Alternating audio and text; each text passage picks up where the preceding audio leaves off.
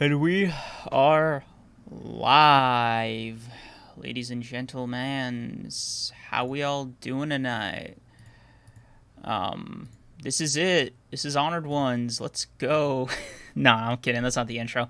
How is everybody going? How's everybody doing? Welcome back to the greatest podcast on earth.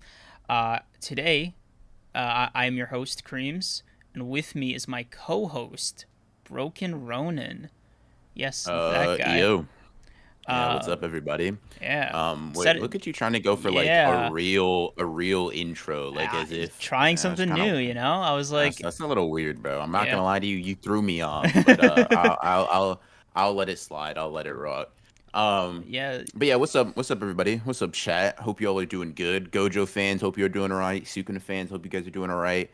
Um, this is gonna be a fun stream for multiple reasons. Mm, Obviously we got book club, got a bunch of chapters. mm. Like honestly, I think when I'm looking at like the stuff we usually talk about, I mean My Hero, Black Clover, Blue Luck, JJK, book club, like I'm hype about all of them to Yes, be completely sir. honest with you. And the Um, crazy thing is, before we get into any of that, we actually have another hype thing to talk about, and that's if you guys mhm, haven't already been seeing in your sub boxes or in your recommendeds. It's kind of been a big week for us, here at the old Honor Ones podcast. mhm, mhm, Let's run down the list for them, right? mhm. So number Okay. one, we we Mhm. lo- we started releasing clips. Kind of decided it'd be more fun to just sort of drop that on you guys. Yeah. So, some of our greatest moments or worst arguments will now just be standalone videos for you guys to, revisit at times, or if you've missed a certain episode, you can kind of just see it. For Or share example, with Creams others. dropped or share with others. One of Yep. the ones that Creams made, being a Blue Luck one, is going to be relevant today. I'm gonna cook them for it. But another one is just us talking about like the JJK and the anime needing a narrator. Mm-hmm. And I feel like that's also going to be something that's relevant kind of around the Shibuya time. But in general, we're just going to start dropping clips of some funny or just interesting discussions that we have. So that's a big thing. You guys can expect more of those videos to show up. And alongside that, you guys can also expect anime sort of episode reviews, what we Mm-hmm. do with the JJK manga Manga. Yep. essentially. If you guys want to see that live, you want to participate, you want to be there for the fun and the action as me and Creams are talking about it, obviously, you guys can hit the join button, become a member. You get all these cool badges, you get all these, all this cool stuff that comes with it. Especially, you get an electoral college type vote, all right, for book club stuff. And you also just get to be in the streams at like Mm-hmm. being the honored ones, like point 0.5 episodes while they're happening. For everybody that doesn't want to become a member, that's cool. We gonna drop the episode for you guys a day or two later, and then Mm-hmm. you guys can watch it at your own leisure. But if you want to be there, you want to be there while it's hot on Thursday, right? Mm-hmm. If you guys want to Being go a back member and is the way forth to with go. us personally, that's kind of Hmm. the time and place to do it. Hmm.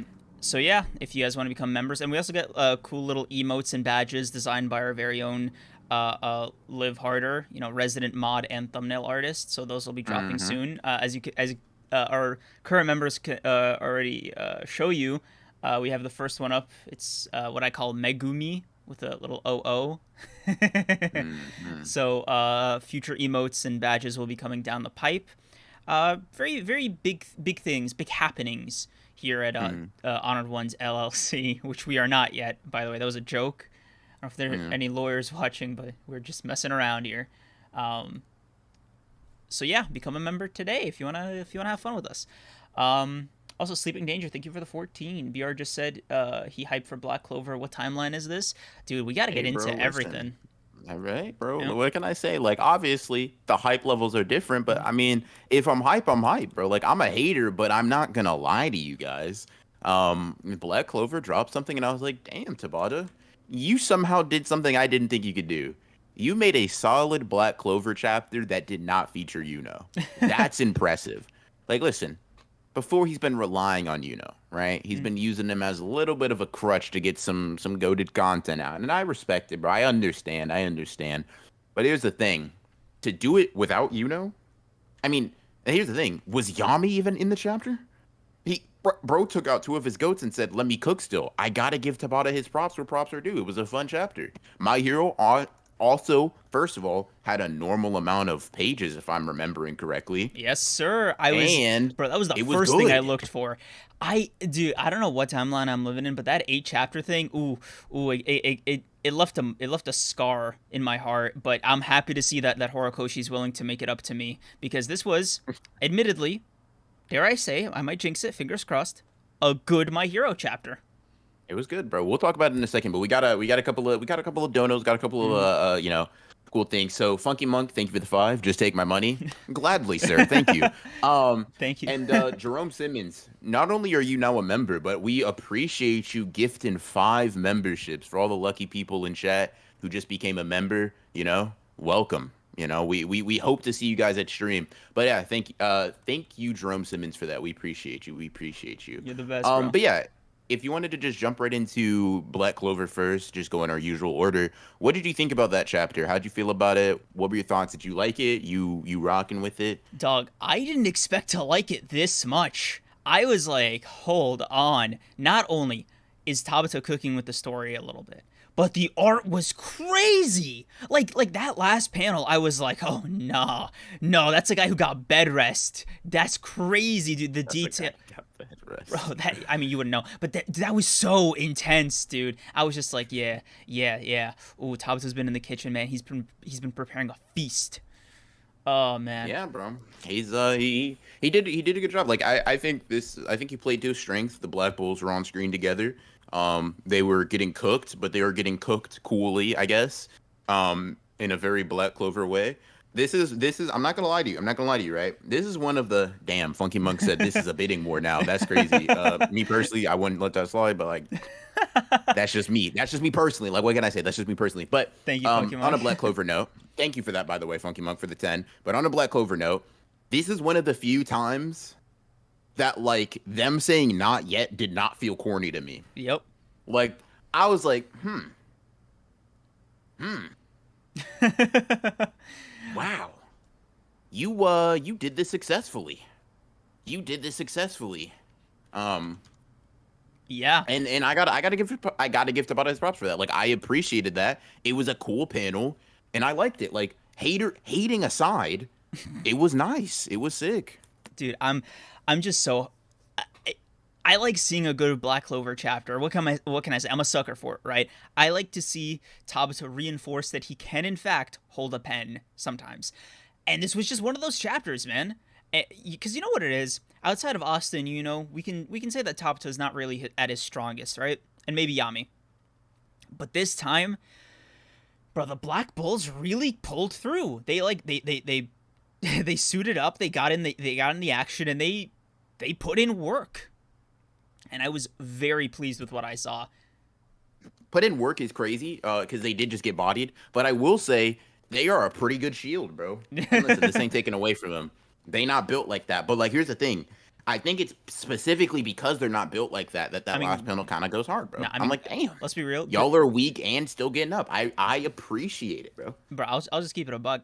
Gray's holding it down. Like she is literally keeping the Black Bulls in one piece together. Her and oh my god, I forgot her name. The little birdie.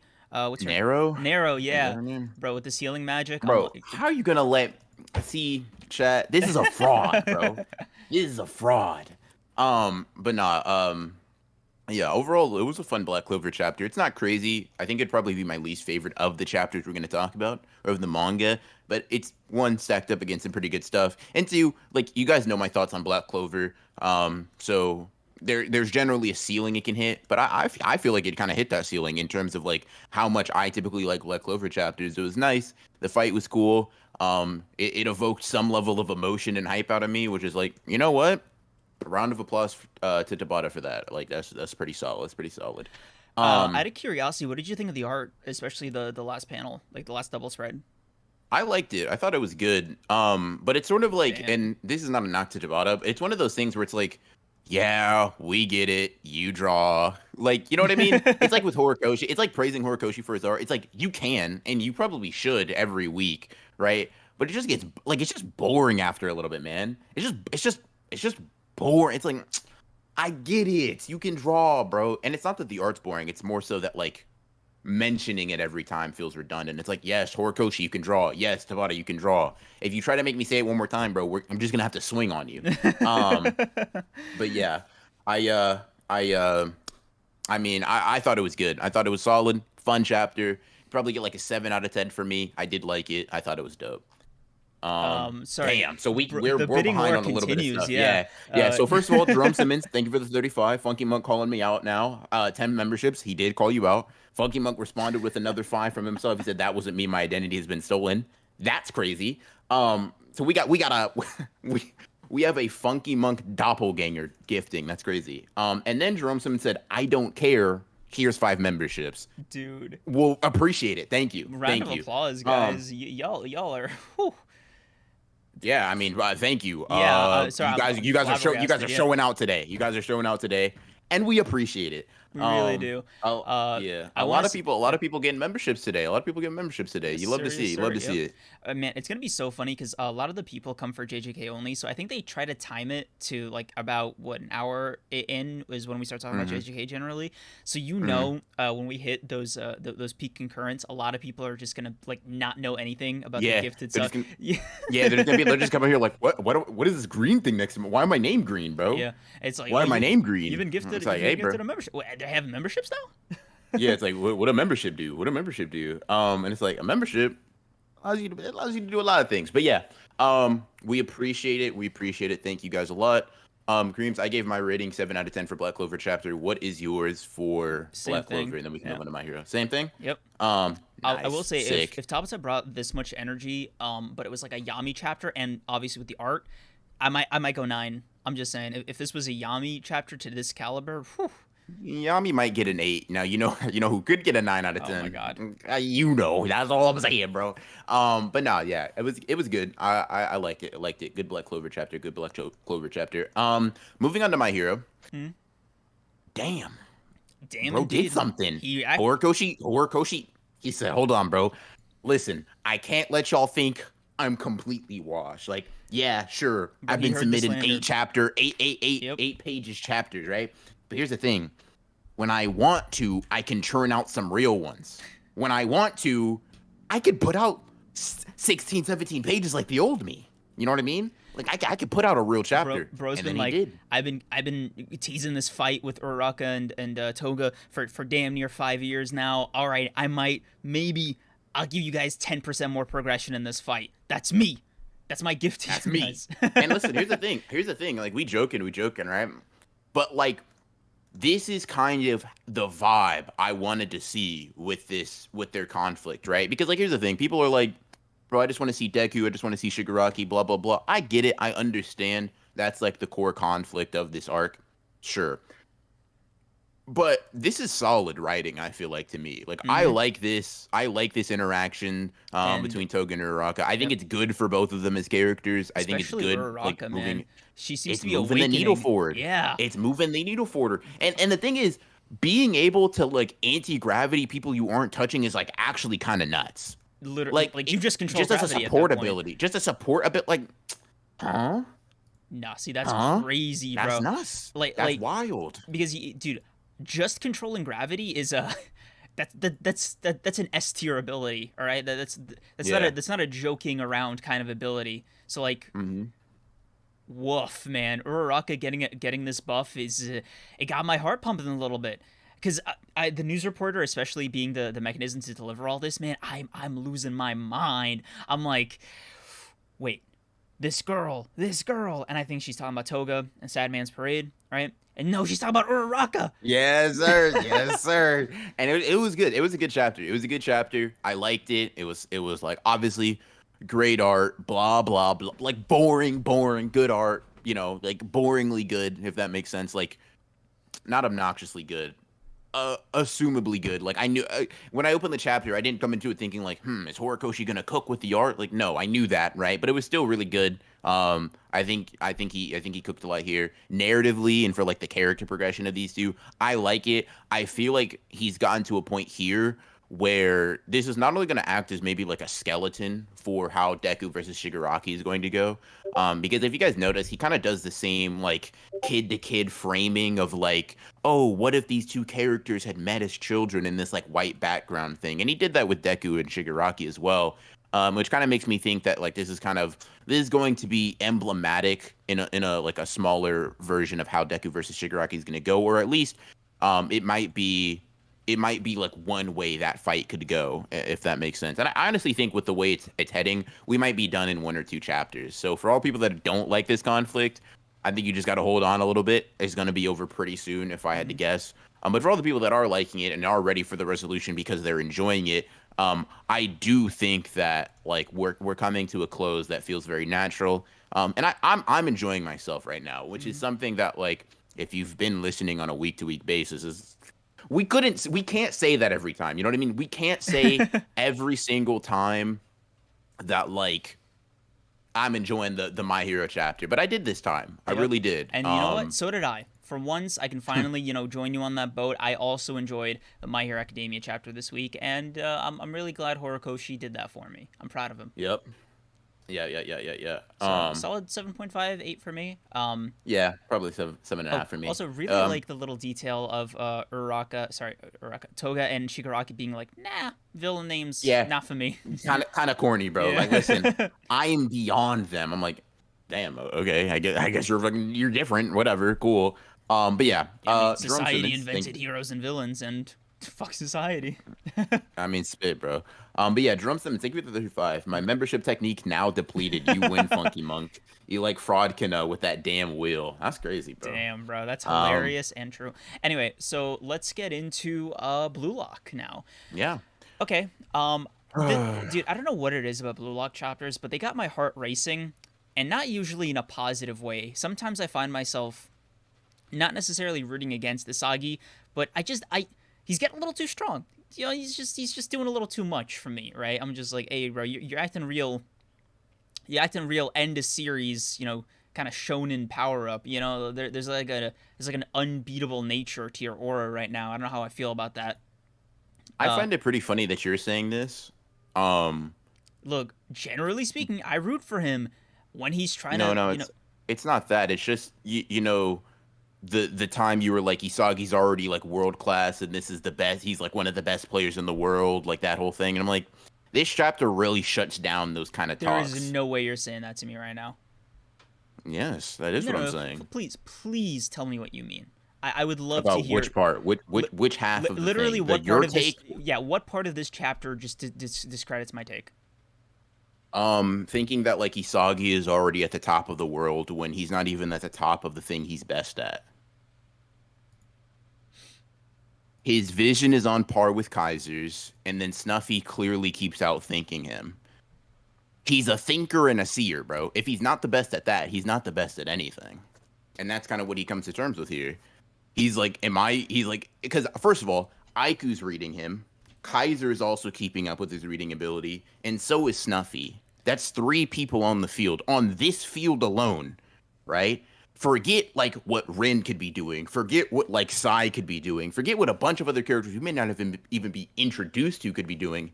Isagi's getting out meta-visioned by 3 people on the field, right? And I'm an Isagi fan, right? Me and him, we're locked in. We're like this. You can't see my fingers, but we're like this. But I also am a realist, and I know that currently, it's not that he's bad, but it's like, if his best traits are his intelligence and his vision, and he's operating in that like top 3 but not clearly top 1 category, how is he possibly like top of the line world class? You know what I mean? Which is a take that I don't know if you remember, but you did have like before this game even started. All I'm saying is he saw Snuffy's thing and he was like, all right, countermeasures, bet, let's go. Sure, he was getting a little stumbled by Aiku and the rest of the Ubers, but to me, right, all I'm saying is he had that plan ready to go, locked and loaded. He really did try, and honestly, he tried more than Noah for whatever that's worth, right? So he's got something there that is, I think it's fair to say world class strategy, in intuitiveness, whatever you want to call it, innovation. It's even. not that it's not that I don't think he has like an argument for being near that world class level, right? But saying like he countered Snuffy is like kind of true, but his counter got countered by the same person. So it's like when you look at it from the higher point of view, it's like, yeah, Isagi deployed one countermeasure to which Snuffy already had a countermeasure for, right? It's like he even says, he's like, even after all that, are you telling me my football IQ isn't world class? Like Snuffy just said, "You're smart. You actually have some pretty good eyes, but I'm smarter." Like, and listen, that's not a horrible thing. Snuffy's a great player. Like, he has the Noel Noah sign off, right? Yeah, It's of not being the like best in the being worse world. than, yeah, it's not like being worse than Snuffy is in and of itself like this immediate like discrediting of your soccer ability. I But what mean, it nor was I is saying it that it a is, you very know. no, Like, I know. yeah, I'm speaking. No, what I'm speaking towards is like the and I don't think you will to take any more if I had to guess, right? But I was speaking towards the idea why I mentioned the clips earlier in the episode is because I remember we had a conversation about Isagi being world class already. Like if hmm he's like literally top of the line, this is as good as he's gonna get type of thing. And I was like, hell no, he's not even close. Um, no, and like, this stuff kind of reinforces that to me because hell no, he's not even okay, close. let me adjust my take then, right? I think he is Uh-huh. close. I think he's at least close. There we go. He's not For already what? there to Close to world what? class. Just okay. What is the bare minimum of world class to you? I don't know, Like like Sai. Sai or Okay. Kaiser, like those people. Like you don't think Asagi's closer to them much more than he was in like the U20 match? You can say, yeah, of course he's closer to them because he's gotten better, right? But But it's I'm like, saying he's what gotten is considerably closer. sure because he's gotten considerably better, but is considerably closer mean he's okay? Let me put it like this, right? Yuji has gotten considerably closer to Gojo than he did in the beginning of the story, That is right? not the Is that, same. no, hold on, no. I'm just asking, is it correct to say that Yuji's gotten considerably closer to Gojo than he was in the beginning of the story? I guess. Yeah, and that's all it is. Like considerably closer is cool. That's fine. That's great. But like that doesn't mean that you're considerably close. It means you're closer than you were before, and where you were before was not even in the same stratosphere, right? Isagi is now becoming a player that, under the right circumstances, can fight other world class players, right? Like he can fight against Kaiser under the right conditions, with the right pieces, with the right help, right? Cool. Hmm?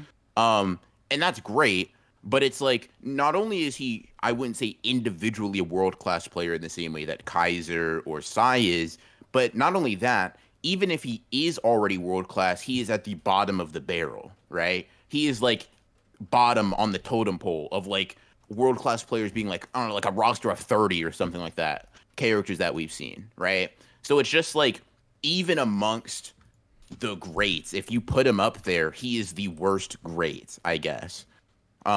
Like he has world class plays, he has world class moments, he has world class defensive plays, but he in and of himself is not world class as a player individually, if that makes sense.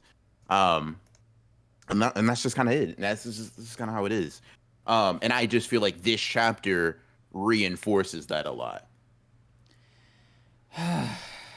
All right, fine. I mean, look, bro. I'm not gonna try to cape for Asagi too much. Hmm. At this juncture, all I'm saying is he feels a little unbeatable as it stands right now, right?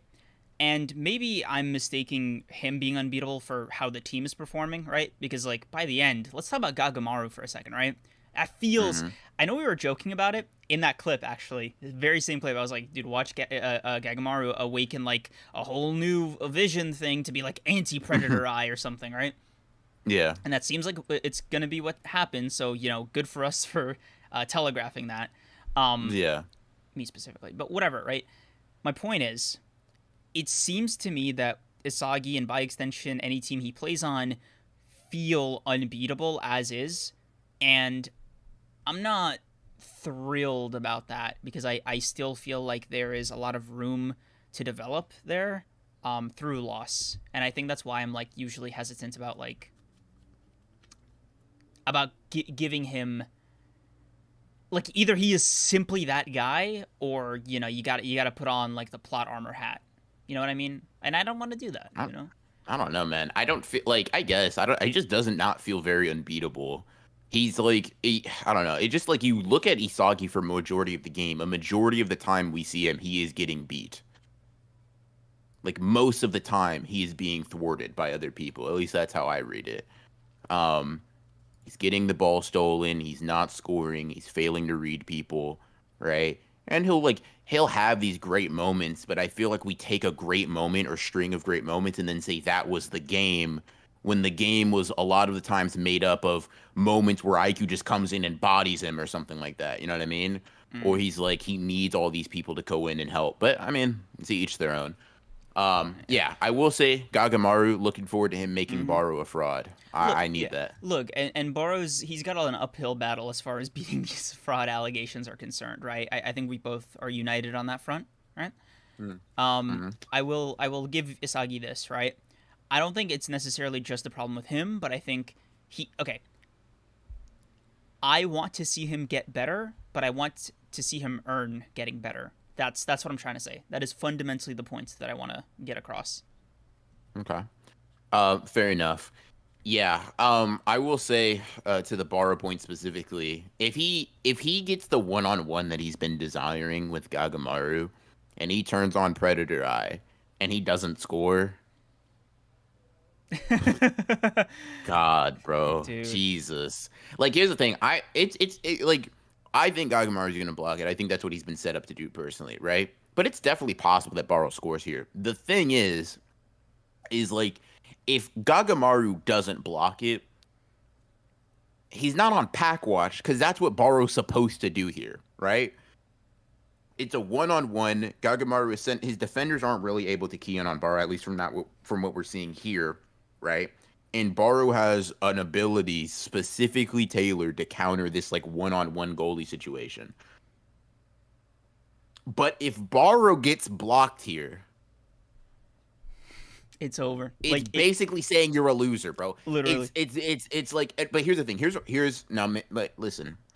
This might be my thinking, right? Oh boy. Imagine if like Gagamaru blocks it, right? Because I still think Ubers need to score soon. To keep things intense. Yeah, same. Imagine Gagamaru blocks it rebounds, and then Snuffy or Aiku or Nico are there or something like that to like hammer it in again. That way you can get the Barou fraud watch, and you can still have Uber score and like keep it pushing. And now it's 2-2, and now like the stakes are really high and things like that. Yeah. Especially because right now, if they score back-to-back goals, the match might as well be over, unless the Ubers score 3 goals in a row or something, right? Like if you want them to win or whatever. Well, I mean, if Bastard Munchin scores again, they win. Yeah, like literally, it's that's it. You know, like so you know, I say keep the match more interesting, or better yet, I mean, honestly, the most controversial way they could end this match is with a tie. I don't know how I feel about that. Well, you can't end it with a tie. No? No, it's 1-3. Oh. It's impossible to end these games with a tie. Okay, yeah, then never mind what I said. Man, it's been so long since this thing started, I forgot. Yeah, when I say if Bastard Munchin wins, I don't mean in like it's impossible. I mean it's like the game's over. Yeah, like in a literal stop playing sense. I just got it. Okay, cool. Yeah. But yeah, honestly though, very exhilarating chapter. 8.5 for me. Yeah, I'm gonna get a 9. Not a perfect Blue Luck 10, but it's a 9. I'm excited. I liked it. We'll probably see some 10 material with Gagamaru. Does it say break week? Oh no, it doesn't. Thank God. Yeah. All right, cool. Wait, does it say break week for JJK? Oh my God. I thought you looked at that already and said no. We went through this arc. I didn't. You did. Yes, you did. Oh, wait. We already did this. Bro, don't gaslight me while we're live. We literally did this on Thursday. There's simply no. I know for a fact. Okay, there was a chapter next. Okay, no. I told you. No, we 100. I know it. We've had this exact. Remember, you said it was a filler chapter, and I'm glad we have another one next week. Oh yes. Those were your words. Oh my God, I totally forgot about that. No, yeah, don't lie to me. Don't lie to me. Don't lie to the audience. More importantly, right to their face. We both know that you lied when you said the audience was more. I know you, bro. You. No, bro. No idea how much of a fraud this guy is. The audience is the most important thing here. Yeah. Yeah, bro. More important than you, particularly, especially, right? but also barely more important Bro, than me. are you running for office? Like what is up with this No, like no, Kreams, I'm not. Okay, I just want our audience to know that we value them. Vote Broken Ronin. No, I'm joking. But yeah. So good Blue Lock, good My Hero, good Black Clover. Mhm.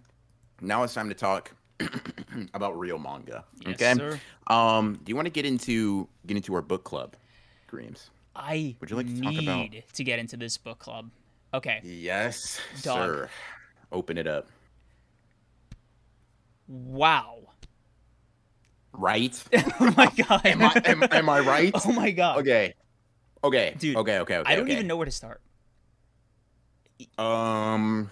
Oh my god. Yeah. I don't. I mean, Look, I'm gonna like what? I'm gonna I'm gonna try to keep my head together while I make this point, okay? Go ahead. So my initial impressions of Monster, as far as themes, end of series, wrap up, all that, I felt it in my bones that it was going to be something like, all of us are the real monsters, or some variation of like humans are monsters, like it's not. It's like a fake out kind of thing where Johan's like an allegory, blah blah blah, right? I'm like, cool, I got an A in English. I'm gonna keep it pushing, right? Mm-hmm. That being said, if I want to put my meathead cap on for Monster, which I know sounds crazy, but like, just bear with me. Dog, Johan is literally a monster. I simply don't know what to say. Like he it might be it. That literally might be it. Like Johan, Bro's scary. he is actually scary. This motherfucker is just intimidating. I don't know how to explain it. It's just I was talking. It's like just aura. It's presence. It's like, you know how everybody in the story reacts when Sukuna, like when you sense Sukuna's cursed energy, and you just like start freaking out, and just like Johan really pulls up on screen with that same smile, Mm-hmm. and I'm just like, wow, Bro, like there was this one scene where he gave this prostitute like money, or I don't even know if she was a go prostitute. buy your smack. Yeah, and he said it like with the most kind eyes and gesture. I was like, Yep. you would think he's telling her where the nearest shelter is. The way he's Hey, giving her. Kreams, would you like a drink? No, Bro, dude, bro, that was bro, sick. bro, That was no, sick. no. You don't get it. You don't get it. It's like, because the thing is, right? I've seen this panel before, right? Mhm. I didn't have the context, but I've seen it before, Mhm. right? Seeing that before and then knowing the context, I'm like, wow. Wow, Johan's the Insane. worst person ever. Dude, Wow, he's actually that's the devil crazy. incarnate, bro. Like, oh my god. Like, I know I responded to you on Twitter, right? Because you got to that scene a little bit ahead of me, and I get to it, and I'm like, this is Bro. okay. This isn't a funny meme image, right? Like, it can Yeah, be, no, it's right? not. It's not This funny. is unironically one of the most demented things I've ever seen. Like, Yeah, bro. Okay. So there's so much, like, we read 50 chapters, right? And it's Mhm. like there's so much to talk about. And I just don't, like, okay, the build up to Johan, right, is so drawn out, right? Mhm. And it's so just strung along of people hyping him up, He's crazy, he's evil, he's not human, he's a Mhm. psycho, like all of this stuff, right? Like there was one, right? Well, I'll just say there was one thing where, like, this group of people, the Neo Whatsits, I think you know who I'm talking about, right? Mhm. We're like, we want Johan to be our next leader, so to speak, right? Right. Be our next mustacher. Right. And Dude, Tenma's there was line. Oh my god, he was like, nah, dude, he'd see that as beneath him. I'm like, that's oh what my I'm god. saying, bro. I'm like, what? He said, you're, and like, he's like, no, your petty racism wouldn't do it. I'm like, okay, listen, but he's like, it's beneath him. I'm like, I'm not getting it. I'm not understanding. I'm not comprehending what you mean. Because what do you mean that's beneath him? What do you mean that's not a? He's like, what did he say? He's like, no, he hates humanity all the same. I'm like, excuse me? Question mark? Sorry, is this thing on? I'm like, he Bro. gotta have like a good. And he did, man. Oh my god, I Bro. can't even. And then the thing is, he Dude. pulled up, and I was like, wow, this guy is terrifying. Bro. This guy, like, the Not thing, only, it would have bro, been so easy to overhype his presence, right? They might have underdid it. literally, I was like, oh, this is what Tenma meant. Yeah, no, this seems way beneath him, bro. Because like you see what he does, and all the shit the Neo people had in mind for him. Yeah, no, that is small potatoes, bro. Oh my god. There's just it's like I'm looking through because when I read new series, right? If I like them, I typically like file them away or like save some panels and stuff like that. And I'm looking, I'm like, dude, there's just so much stuff that I saw here that I thought was worth talking about, right? It's just like, yes, we read 50 chapters, and that in and of itself leads to a lot, but it's just like Monster is just so dense with And it's shit riveting, and it's worth dude. And it's speaking about, bro. and each chapter is just like riveting, especially when it gets like building up Johan or like Reveal, and it's just I remember there was this like 3 or 4 chapter stretch. I think it was specifically the investigation, like with the detective in the college campus. I couldn't hear anything over my own heartbeat, dude. I was so nervous. Bro. God. Okay, one thing we can get back to Johan in a second, right? One thing I think Monster is really good, these like individual stories that it tells about characters that in the grand scheme of things don't really matter, but like just these small characters that we see that we get to like we get to see their story play out. You know that old couple that Tenma rode with that dude, they went to go see their edge. I'm like he's like, yeah, I used to be a cop. Yeah, and he was like, and he's like, I could see whether a person was evil or not, right? Dog, I'm fully convinced there are superpowers in this universe because the psychiatrist guy just looking at a picture, and the detective where he's just like, okay, I'm Johan, I am nothing, or like he's like, what? Bro, listen. Yeah, no, hold on. We're gonna talk about that in a second. We're gonna talk about him in a second, okay? That guy. Listen, I said this last week. He's Johan, but for quote unquote justice. Like, I don't know if that makes sense, but we'll talk about it. Right, yeah. God, bro, there's just so, like, all of these small stories just talk, like, dude, my brain is melting trying to think about all the things to talk about at once. Okay, do you want to just, like, fire off, like, do you want to go plot, characters? So first of all, the plot's insane. Right? The plot's ridiculous. Unbelievable. I tweeted this out, right? Because I was like, you know what's crazy? I'm really rocking with Monster, and this was early, right? So don't shoot me. But I was like, and the characters they're good, but they're not gripping me yet. You know what I mean? I'm not in the chokehold yet, right? I'm loving Monster solely off the plot, right? I was like, just the story has me like, I can't breathe. I don't want to breathe. Should I breathe? Is it safe to breathe? Like, I was gone, bro. I was like, I don't know. Bro, if there was I don't know what to do. I think I would have fully like wet myself if there was a panel while I was like scrolling with Johan being like, you can breathe now. I'm like, huh? What? How do you know? No. Say you can, no. You can breathe now would make me, I'd be like, this is something, you're real? And I don't want to do this anymore. You're not coming after me, bro. Not me. Bro, but like, you know it's just the story, the way it's constructed is just ridiculous. It's so intricate, man. It's like the mystery in and of itself is crazy, right? The cat and mouse game with Johan and Tenma.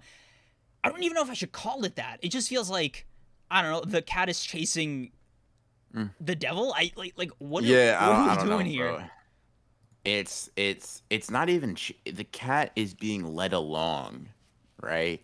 He's not chasing. He's not following. He's being led somewhere. Bro, if this was a Tom and Jerry allegory, I'd say Tom is being. It's sort of like he's fighting the Jerry who laughs. You know, little comics reference, bro. That Jerry is just pure evil, bro. And the thing is, it's like, you can just be like an evil person, right? But Johan is so calculated that it just adds another layer of like fear to it. There's the way he'll switch his plans up if necessary on the fly. And he almost has this supernatural sense of like his own mortality, but not in a way that makes him more afraid or cowardly. In a way that he's like, nah, I'll be fine. There's this scene. Bro, talking about mortality. You think this guy can die? Right. Oh my god, he survived a bullet to the head. What is that, bro? And the best part, no scar. He's just rocking. that would, 'cause the thing is, it's crazy. It just makes you really think he's otherworldly. Mm-hmm. All right, one thing, and this is so random, right? Mm-hmm. One thing that gave me chills. Lunge the detective, right? Mm-hmm. Crazy insane guy. Right. Do you know when he's like looking into like the murder of like the two older like the grandparent age Yeah, couple or yeah. whatever? And he goes up and he's like, I'm the killer, I'm the killer, I'm Yes, the dude, killer. He that falls scene. away. And then he looks in the mirror, right? And he Mm-hmm. stops and he pauses and he's like, no, there is emotion In here, here, yeah, right? And the thing is like, that's crazy, right? And insane. then Tenma recreates that. He's like, he's going through, he's not doing it in the same like methodical, like almost like psychopathic way, but he's like, okay, why does he hesitate here for a moment? And then he looks in the mirror, right? And he makes the same realization. And Lunge and Tenma both realize Johan couldn't have done this because there was emotion. That is There was so there was crazy, dude. human feeling. Johan could not have been involved with this. This was someone trying to replicate Johan's style. And I'm like, what do you say to that? You know what I mean? Like, what do you do? Like, when you realize that the person, when you realize that the person you are following can be identified by the lack of emotion, the lack of, there's no evil, there's no not just evil, there's no malice, Malice. right? There's There's no nothing. hatred. It's just it, Yeah. right? Like, It's oh God. dude, it's just so wild because you know exactly what they mean. You know the exact vibe, and like the second you saw, like, I don't know about you, bro. I saw him look at that mirror. I'm like, no, there's no way Johan did this. He would never Yeah, bro. ever have stopped. Yeah, bro. God, it's crazy. It's crazy. And Lunge has been crazy too. His whole becoming a person thing Yes, bro. freaking me Dude. ouch, bro. I just want to say, Lunge is damn near the best detective in fiction. If not for his unbelievable stubbornness and his own Yeah. conclusions. Like, had he Yep. just literally all the pieces are right there. He's like 95, maybe 99% of the way there, but he just refuses to believe that Johan is real. And that is The the thing is only. Oh the my th- god. the thing is too, it's crazy because like, okay, he fails to realize that Johan is real in the physical, tangible sense, right? Hmm. But all of the things he's doing are accounting for Johan's actions. He just thinks Johan is a personality of Tenma, Hmm. right? But like he's tracking him. He's like, I know he's gonna do this. I know he wouldn't do this. He's like, and I'm just like, bro, please. Like, I know you won't because you're crazy, but please, bro, entertain the idea that he's an Please, actual human bro. being. Because like, I don't know about you, but sometimes I'm like, okay, Lunge, I'll give you the benefit of the doubt, right? What if Johan is just another personality of Tenma, right? And you start thinking about the plot, you start thinking about everything that's happening, right? And you're like, no, he's just simply wrong. Like, It he's can't. It simply literally wrong. can't. It can't be the case. It is a physical impossibility at times, right? I mean, yeah, it's just physically impossible. More people would recognize him, all that stuff, blah blah blah blah He, blah. A bunch of stuff about this was crazy, right? literally, Um, because like he didn't get fired from, or not fired, but he didn't like Eva didn't break up with him, and he didn't get blacklisted because he was operating on himself. You know? yeah, oh God, and like, bro, there's so much stuff to talk about that I'm like, I'm at a loss for words. You know what's interesting, Mm, right? So, Lunge is always like, I'm Johan, I'm Johan, I don't exist, I don't exist, I don't mm, exist, right? So when I was going on that binge, right, and I was like, fuck, I felt possessed, bro. There was something, it was just otherworldly going on, and I was just ranting on Twitter, and I was like, it feels weird seeing. There are very few series that make me see a character in the same way that the characters see a character, mm, right? I feel like I typically am able to see them from an almost like, to use an Isagi metaphor, like from the perspective of like a god or whatever, mm. relative to their verse. It's like I am the reader. I You're have a level omniscient, of yeah. knowledge. I'm omniscient, or at least like highly aware of things outside of like particular characters' abilities. But with Johan, it's like Urasawa has really left me in the dark with enough stuff to where I know just as much about Johan. I am in just as much shock, awe, and fear of Johan as every other character is, And the right? crazy And thing one of is, you yeah, technically know, and you have seen Johan slightly more than Tenma. So that scene with what's her name, the lady who was pretending to be the dead mistress. Um, you know, yeah, bro, yeah, yeah, yeah, yeah. I dude, don't remember her name, but I do know who yeah, you're talking bro. about. I was like. I looked at that whole scene. I'm like, Tenma's not here. Lunge isn't here, right? Like Yeah. this is Johan, right? This is just Yeah. him taking the wheel, and you Mm. feel like I, huh? Wait, Yeah. what is this guy? And you know what's interesting, right? So it's like, he has no cracks, he has no cracks, he has no faults, right? Hmm? And the one thing, right, that really resonated with me is like the only moment so far where Johan has shown like any sort The of thing like with the faults, book. Oh flaws my god. is where, and it goes a little bit like bear with me, chat, bear with me, Kreams. Like I may be like just ranting, raving, saying bullshit, Hmm. right? Because I'm just trying to figure out what I think. What about Johan is really doing something to my mind, right? Hmm. But it's like it's only once his like existence, like his otherworldly existence, is acknowledged as like for what it is. It's only once he's called out, right, that he like freaks. He just loses his mind. It's almost Hmm. like even Johan can't come to grips with What like the he's reality of yeah. his existence.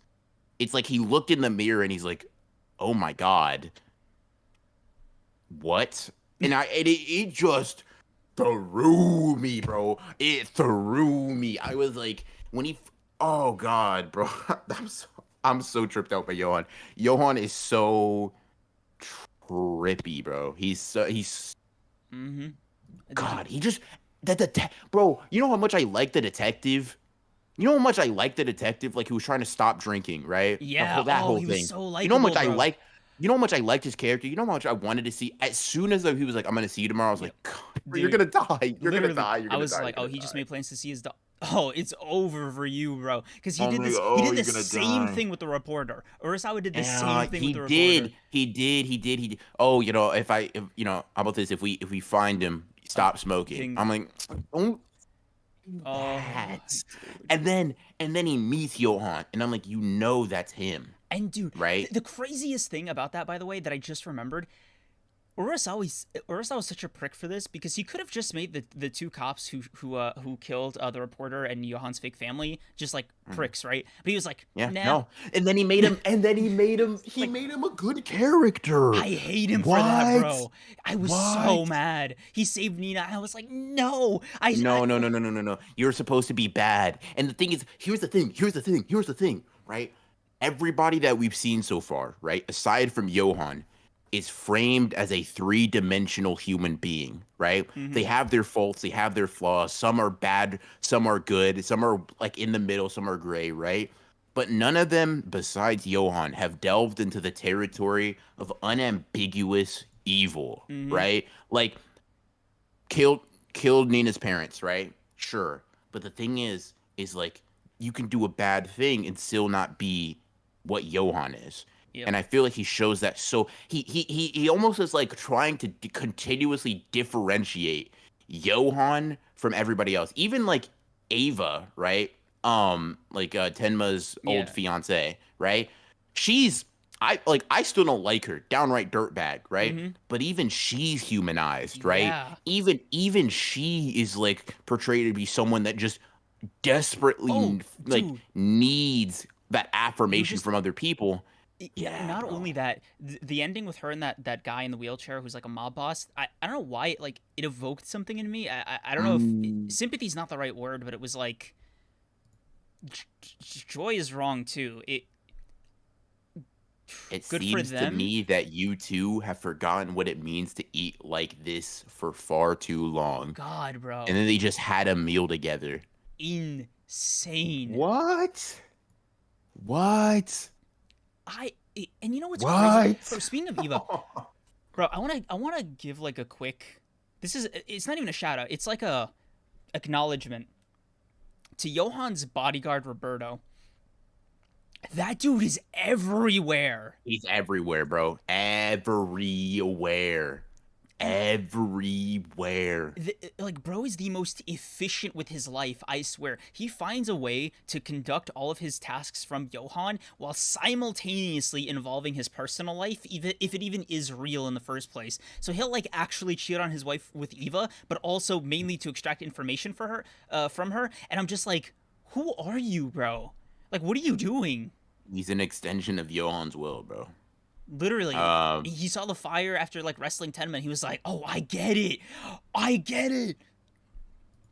Wild, yeah. It's dude. Okay, it's really insane out here, bro. Like I'm just recounting, I'm recounting shit, and I'm just like my mind is just further delving into insanity, bro. Listen, just a small thing, right? It's a small, pretty insulated chapter, right? But you know that kid who was in the hospital, and he's like, Johan has us play this yeah. game where we Oh jump my off and we god, live, right? That was crazy. That was insane. crazy. Ridiculous, right? But him being like, "Oh, I can't do this. I'm scared. I can't be like Johan. Johan plays this game so well." I'm like, "What? What? Where am I, bro? Where? Tell me where I am. Tell me where I am right now because this is not Earth. Like, Johan is just I don't know, man. I don't know. And then to end that chapter and go into the next one and he's just sipping tea or coffee or like bro. Dude, I literally. The crazy thing is we haven't mentioned Nina or Tenma, dude, or the Bro, we're not psychiatrist even yet. or the We're not or talking about we're not talking dude, about it's just Johan and randoms, bro. We're talking literally, about Johan and randoms. bro. Like the crazy. Okay, let's just simplify it for ourselves. Talk about these last two things. One is the fire, the entire sequence there, and we could roll in Oh, the we my could goosebumps. My dude, goosebumps literally. Okay, okay, okay, bro, That's crazy. bro. Bro just Okay, jumped into it. Okay. okay. Not only the fire, right? But Mhm. everything surrounding those events was unhinged. Like, Ridiculous. dude, I was thinking, okay, pretty straightforward plot. Johan tries to kill this guy and assume his role as like mafia, like money guy, right? Hmm. No. Oh my god, I would, dude. I think Tenma would have. I think everybody, had they known what Johan actually like ended up doing, would have wished that's what he did. Yeah. And bro, even Johan was like, "Nah, I thought of something funnier, Yeah. dude." That is something better. And like, okay, bro, the sniper aim. Johan keeps freaking me out with the way he'll just see these long range things coming. Right? He did it with the binoculars. He looked directly at Tenma. He did it with the sniper. He looked directly at Tenma. And he tells the kids, "Oh yeah, a Japanese man is coming to kill me." Ha ha ha. What? Yeah, it's such a fun game, right? Man, I'm Such a excited. Are fun you game. guys excited? Yeah, bro. Can you feel it? The fear in the air? Huh? Hmm? What? What'd you say to And bro, me? And then and he, like the can you actual see me? bro Oh, I'm about to manipulating throw this up. guy into having a reunion with his like long lost son by the most heinous means imaginable, just so Johan can like convince this guy to burn down a library. What the fuck? Like, Bro, I was born in a town straight out of a fairy tale. and that whole fairy tale sequence What? was insane. Oh my god, dude, that book, I was like, my Mm-mm-mm-mm-mm-mm-mm. my brain was like in overdrive. I was like, look, this is Mm-mm-mm. I am befuddled. I'm speechless. I'm literally confused. Uh, I'm literally just I confused, am bro. confused and scared, dude. I'm confused and terrified. And then Tenma comes out and he's like, I got you now. And Johan, not a word, just points to his forehead. And I'm just like, damn. So Damn. we not gonna do anything about this? And the thing, bro, and it's still on fire. Johan is not sweating either. Uh, yeah. And, He's not sweating. He's not dirty. There's no breathing hard. He's fine. He does. Oh God, bro. and the best part, and I don't know if this is like if this remains true or not, right? But just like as of where I'm at right now, both the old guy and his estranged son survive. Yep. The people that died were just like randos, and I'm Yeah. like, no way. All of that, Yeah. and that's when it clicked, right? I had the exact thought that I think like I finally understood Johan the way Tenma does. He was just burning a line of ants. That's all this was, and you really feel it in the action. Yeah. Yeah. I mean, God, bro. I was here, but I do not exist. A demon. Dude, what are we doing? What are we doing here? Can you What are we see me? doing It's here? crazy. Dude, Okay, no. Dude, there's so much shit. Bro, Like, the fact that the guy who's blind, by the way, is like, yeah, man, I tried to be evil once, in my youth, but looking at Johan, I wish I was like him, dude. Oh my god, I'm like, there's no way this man just found out about all the shit that Johan did, and he chose dick riding, huh? yeah, bro. I mean, It's all part of Johan's plan. And dude, oh my god, the serial killer with the pen. yep, yep. And he What? said, Johan, he said, no, not me, not me, not me. Listen, bro.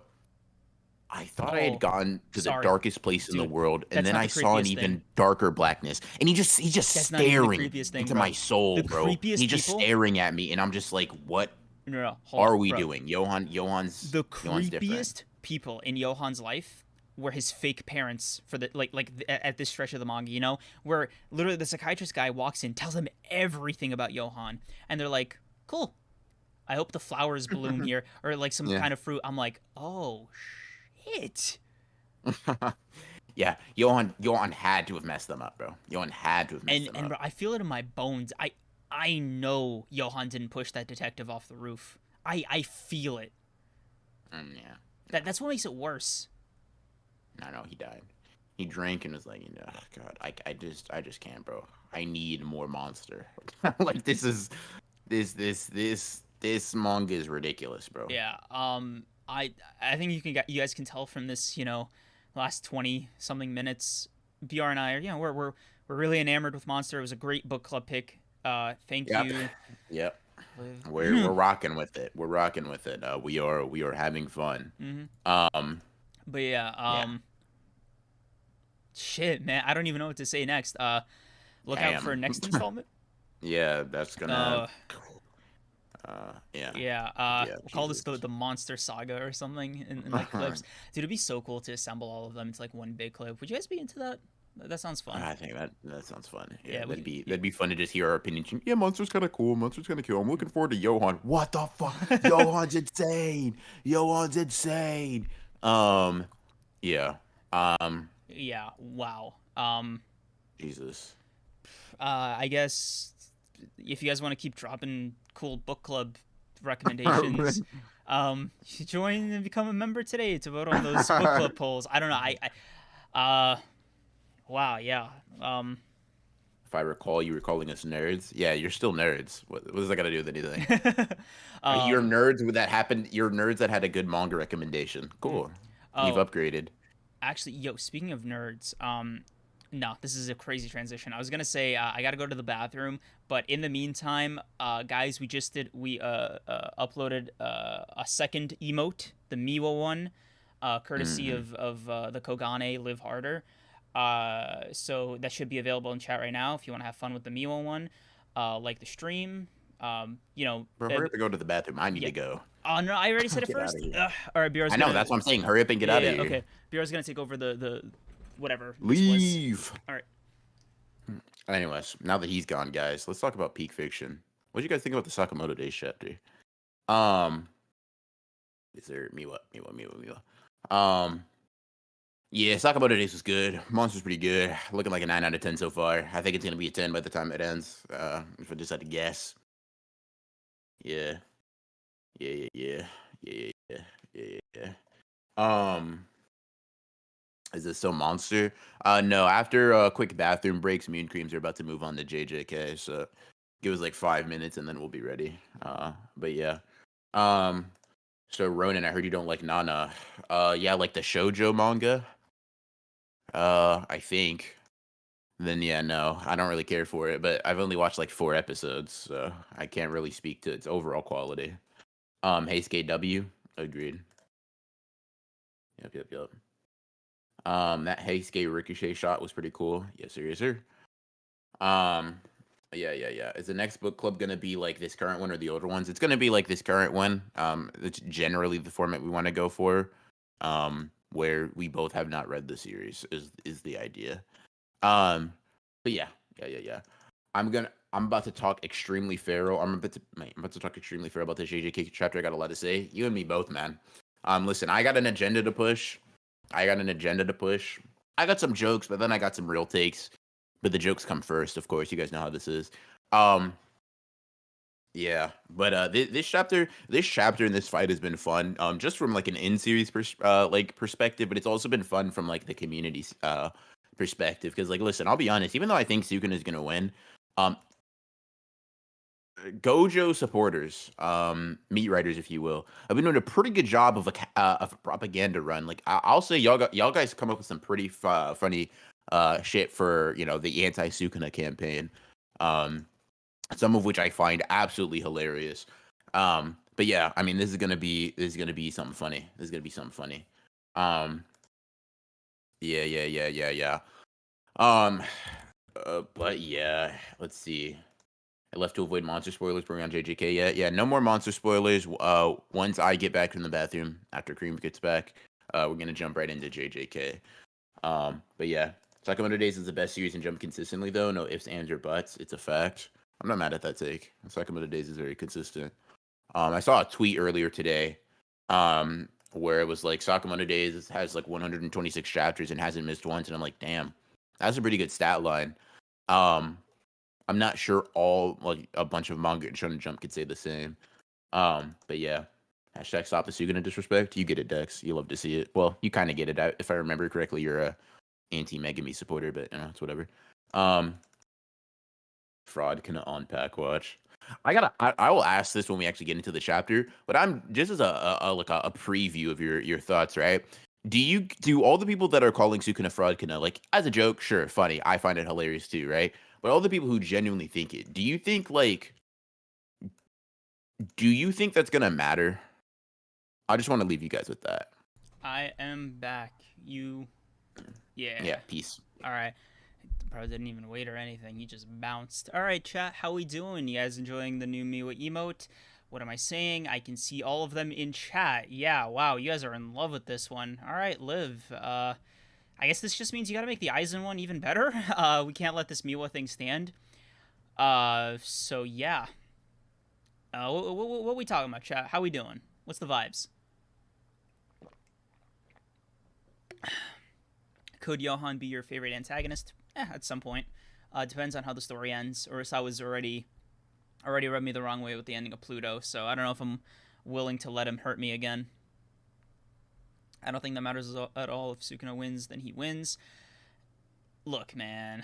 Sukuna, like, the problem with Sukuna winning is that he would need to be at least weak enough for the rest of the team, provided Yuta can stop having a panic attack for 5 seconds, and actually fight him. But I don't know. It feels like Kenjaku being there. If I'm Kenjaku and I'm seeing all this unfold, you know what I'm gonna do? I'm gonna wait because it looks like Sukuna's winning. Right? Let's keep it a buck, guys. As it stands right now, Sukuna's got the wheel out. Just let's assume Sukuna wins for the sake of argument, right? Let's say he's even at like 15% of his strength, or like 20, whatever is left after defeating Gojo. The big three JJK reinforcements come in, and they're like, all right, Sukuna, time to scrap, get him while he's down, right? If Kenjaku shows up, it is Gojover fully. Like, I don't know if with all the numbers that they have and with all the quote-unquote talents that they have with them, if they have the capabilities to fight both of these guys, especially Kenjaku at full health and with a barrierless domain. Like, I feel as though Yuta and Maki are probably going to have to go overtime, pardon the pun, into making a stand against Sukuna and Kenjaku simultaneously. So that's kind of where I sit with all that. Yo. We're just saying, like, if Sukuna wins, like if Sukuna beats Gojo, and he's like still at like 10 or 15% health or whatever, like arbitrary number. The funniest thing Kenjaku could do is just wait for the JJK reinforcements to show up to try to finish Sukuna and be like, all right, look, this looks like a team up time or a team up mission, and it's Sukuna and Kenjaku. You think Sukuna's allowing for that? I mean, the discourse right now is Sukuna plays dirty, and he just had this great fight with Gojo, so I don't think he has anything to prove, and he's not really honor bound to begin with, I don't think it's about honor. I think it's about fun, personally. Like I don't think a lot of characters in JJK care about honor, but I think Sukuna in particular would be like, no, bro, I just I just killed the best thing I'm ever like. I just beat up the best fun I'm ever gonna have, right? Mm. I'm at least going to work down the line, right? I'm gonna have a cooldown. But I could see Kenjaku if he gets to them first, you know, Sukuna not being mad about that. But yeah, yeah. Uh, Let's see. so let's get into it. JJK time. It Yeah. is Jujutsu Kaisen time in one hmm second. Carter Joe, thank you for the 5. I know it's like a joke. Gojo's a bad teacher, but I think Gojo's using this as a teaching opportunity for everybody, but more specifically the biggest hitters in Yuji. While I don't disagree with you completely, I do want to say Gojo's not really rocking the attitude of somebody who's trying to teach anything right now. Bro is trying to win, you know? Yeah, I agree. I agree with Carter Joe though to some extent. I mean, so I do I, think right? like Both things can be true. yeah, no, that's how I feel about it. Yeah, 100%. Uh, Um, so guys, how y'all doing tonight? Now I'm just kidding. This was a chapter of JJK of Sorcery Fight, and it was a welcome one. Um, I'm yeah. look. Um, I think we so to can. quickly go through it, Yeah, one of the things that surprised me really quickly, is all this theorizing we had about, oh my God, how is this barrier going to interact with Gojo and Sukuna and like all of this stuff and blah blah blah, and then it just breaks, yeah, right? Granted, they were fighting in there for like 3 minutes, so it's not that the barrier shattered instantly. It's more so that we didn't get to see the specifics of when it went on inside.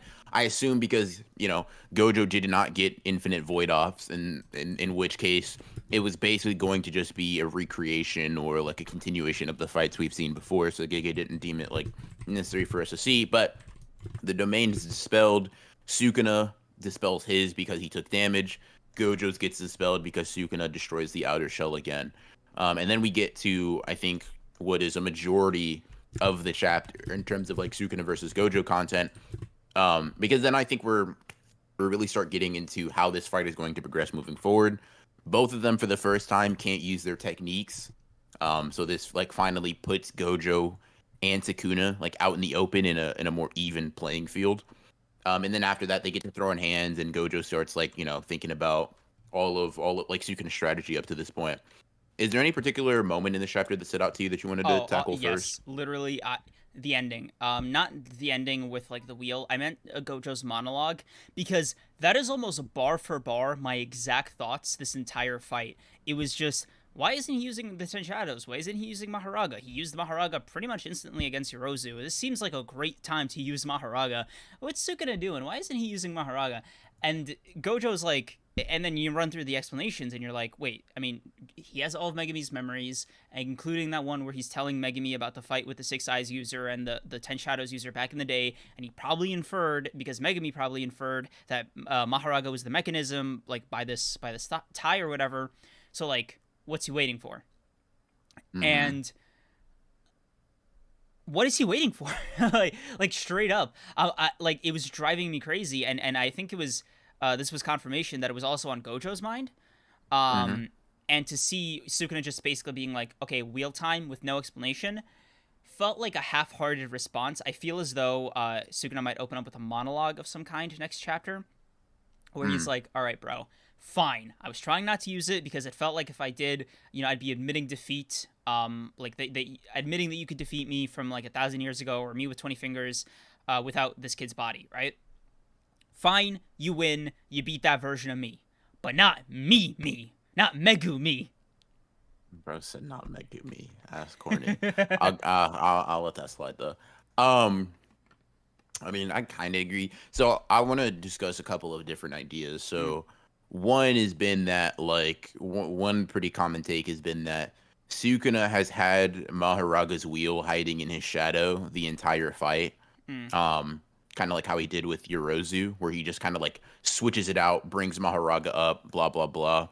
And one interpretation is that like if Sukuna is able to like keep it attached to him via his shadow without having like put it over him, it Gojo doesn't notice that like Mahoraga's sort of like adaptability thing is technically active.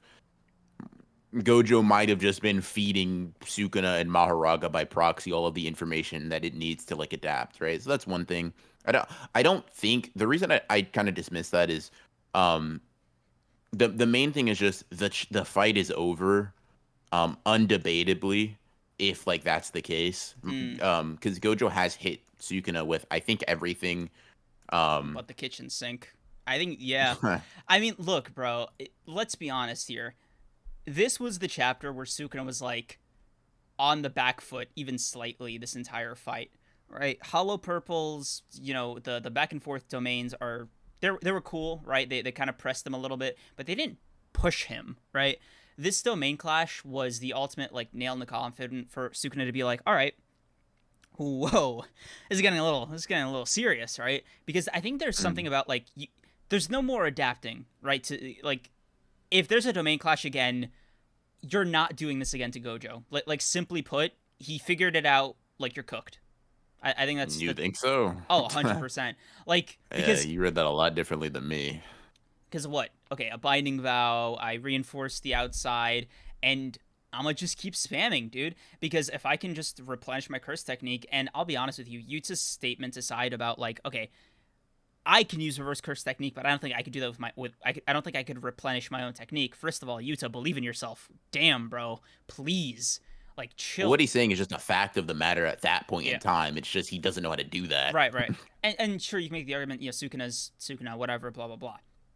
My point is, at that point, you're just going to be doing the same back and forth like 1,000 times because it's going to be I adapt to your domain, you adapt to my domain, I adapt to yours, blah blah blah, right? But the problem is, as far as I see it, is that Sukuna and Gojo both know Gojo's got the upper hand as far as techniques. Gojo, like I said, overwhelmingly better, right? Just let's not even get into that, right?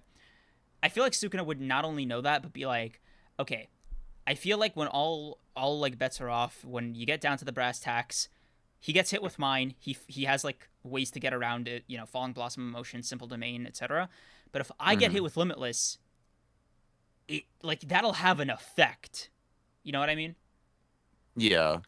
I mean, I mean, like the wheel is obvious proof that I think the Ten Shadows is going to at least be mentioned or in play to some extent. But I feel like it's just an interesting fact that I think people are glossing over is like Gojo just says outright that Sukuna is playing intentionally on hard mode at every step of this fight. Yeah. Right? He's just like Sukuna is picking the riskiest option. He's not fighting me in my domain with any of his other techniques. Right? He's just putting on a domain amplification and then he's just throwing hands, right? Right. He's like, I'm out here throwing out techniques. I'm out here doing all this, that, and the third. And Sukuna just like he's not doing anything that would be useful or beneficial to him, right? And it just feels like I don't know. Call me crazy, but I'm like I wouldn't be surprised if Sukuna hasn't really been pushed to any real extent either. Not any real extent might be crazy. I don't want to make it seem like he's not trying at all, but it's more so like this purple and red, I guess, are like the only things you could say have done like any meaningful damage to him at all. Purple obviously has like some extra context of him basically being snuck, which is Mm-hmm. fine. I don't really care about the honor aspect of it, but like this purple red kind of gave him a little bit of a face bruise. He got his skin warped off a little bit, and then obviously we don't know the extent to which he got damaged here, but like there's a pretty sizable wound. And it's just kind of like I don't know if it takes 3 domains for Gojo to get to that. It's like I feel like Sukuna has the higher rate of efficiency with domains, right? If Sukuna can get 1 domain off for every 3 from Gojo, like if I'm Sukuna, I'm not looking at that as like, oh my god, I'm pressed, bro. I'm about to lose right now if we scrap again. It's like Okay. I don't know, Like, like okay, it's my just not looking all counterpoint, that great. like to be fair, let me put on my Gojo meat munching hat on Go for ahead. just a little bit, right? But I'm gonna add some logic to it. All right. Okay. Gojo was going into this domain clash not expecting a divine, barrierless, a transcendent domain, right? I think that's fair. I think he was expecting pretty much a straightforward clash because again, nobody told him about that. Whatever, right? Sure. Let's forgive Gege for that, despite our best judgment, right? Cool. But after he got more acclimated to Sukuna's domain is when they started going back and forth. And I think at that point, Sukuna, like, he simply lacked that. He no longer possesses that element of surprise that he had at the start of this clash, right? Because I think it's fair to say that first, like that chapter with like Gojo getting cut on the neck, and the subsequent chapter where Gojo was like trying to fight the effects of Malevolent Shrine was almost purely a symptom of him not knowing about like the properties of Sukuna's domain, right? And once he did, Okay. once he did, right, he was able to figure out countermeasures and figure out, more importantly, a way to get Sukuna in the damn Limitless, albeit to, you know, not perfect results, right, as we just saw, but enough where Mhm. Sukuna is able to, like, he has to drop Malevolent Shrine, and I think that's the problem. The problem is now Gojo has a way to negate both of their domains, if that makes sense.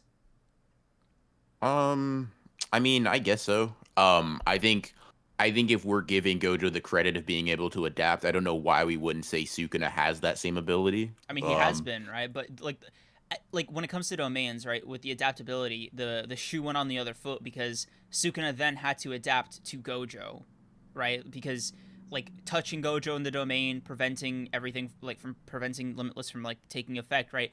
That was Sukuna being like, no, no, no, I can't let this get me, right? Whereas with Gojo, he's more willing to take on the risk of being hit because he has, you know, the simple domains and the falling blossom emotions, etc., Mhm. like at his disposal. And I'm not saying Sukuna probably doesn't, but I'm saying like they don't work. At least falling blossom emotion won't work on a technique like Gojo's. Like that's just confirmed, right? But a simple Sure. domain might. It doesn't seem like it would be any better than if, you know, because like what Gojo can't burn off a simple domain, like like Kenjaku's able to do it. You know what I mean? Yeah, well, there's context there because there are levels of simple domain, which Tengen just says. Right. Um, and if like, and my assumption would be if Sukuna has this level of proficiency with domain barriers, I don't know why he wouldn't with simple domains. Um, but True.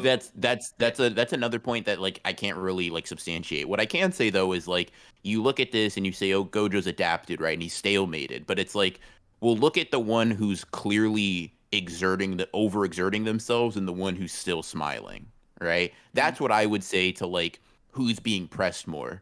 Gojo, you know, you can say whatever you want. I think he's getting a nosebleed because he's starting to overheat. And mm, Suguna looks like he's having the time of his life, right? I don't think Gojo is like at 1% and he's about to lose right now. Like, that's not what I'm saying, right? But what I am saying is, like, if you look at it as these guys have been playing, like, they've been doing the war of attrition, right? Cool.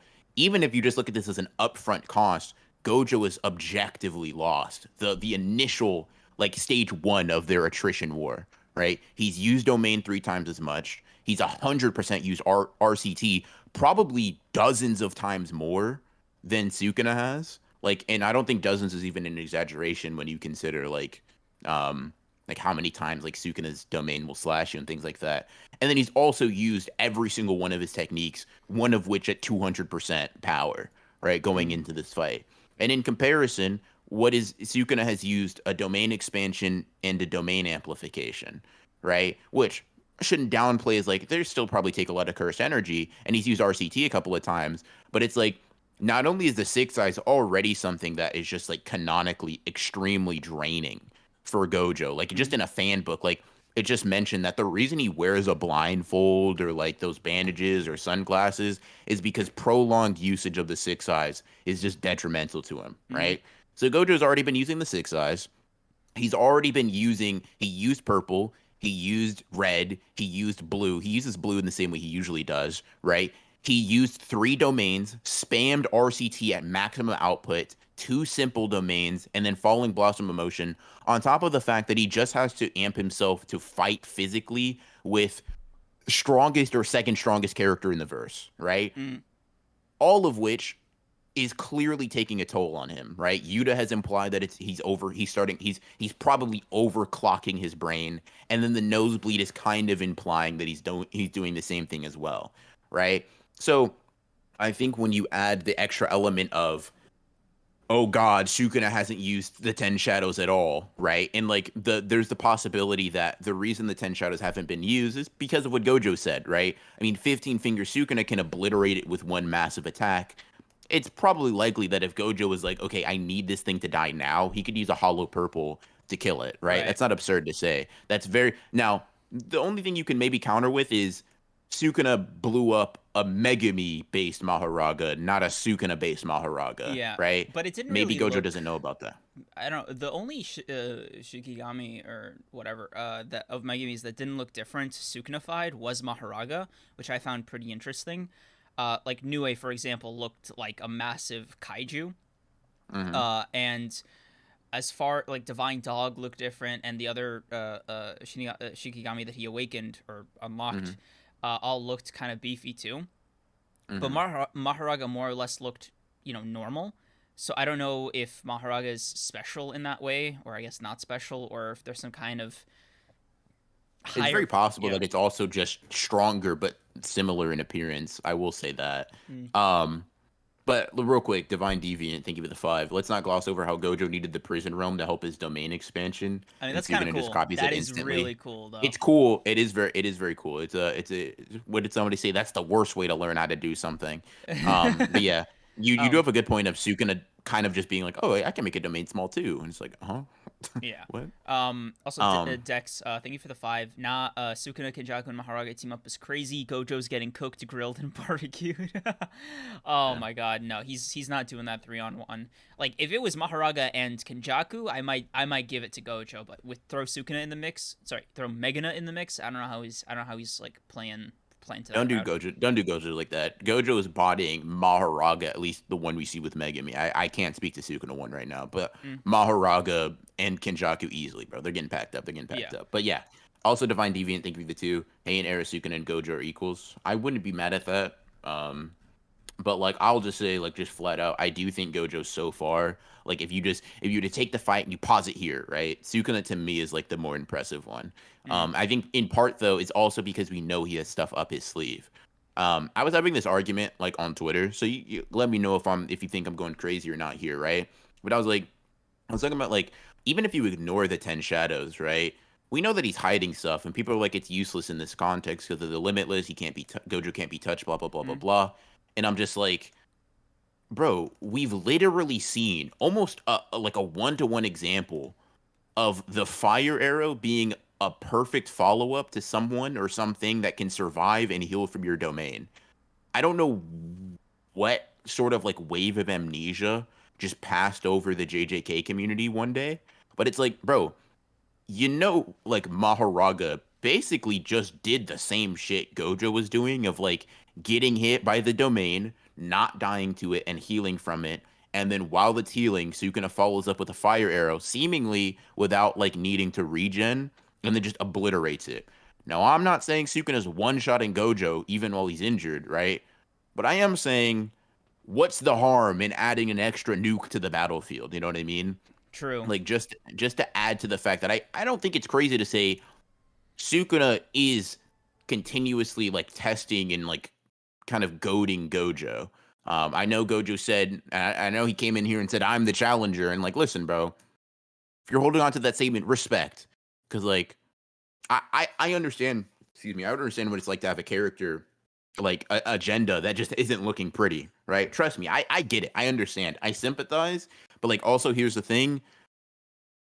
Go to me, the eye test is telling me Gojo's been looking like the challenger this entire fight, bro. That's just what it looks like to me. Same here. And you have to wonder if Gege is on board or he knows that's how Gojo's like being perceived by the fan base.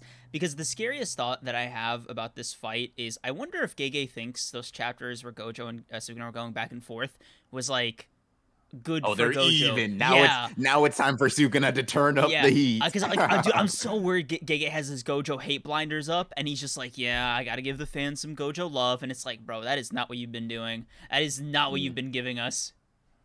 yeah.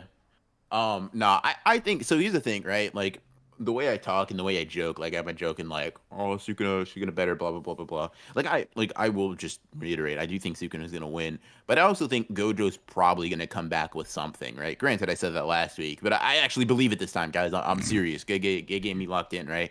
He gave me a sneak peek at the next chapter. But like just pray, right?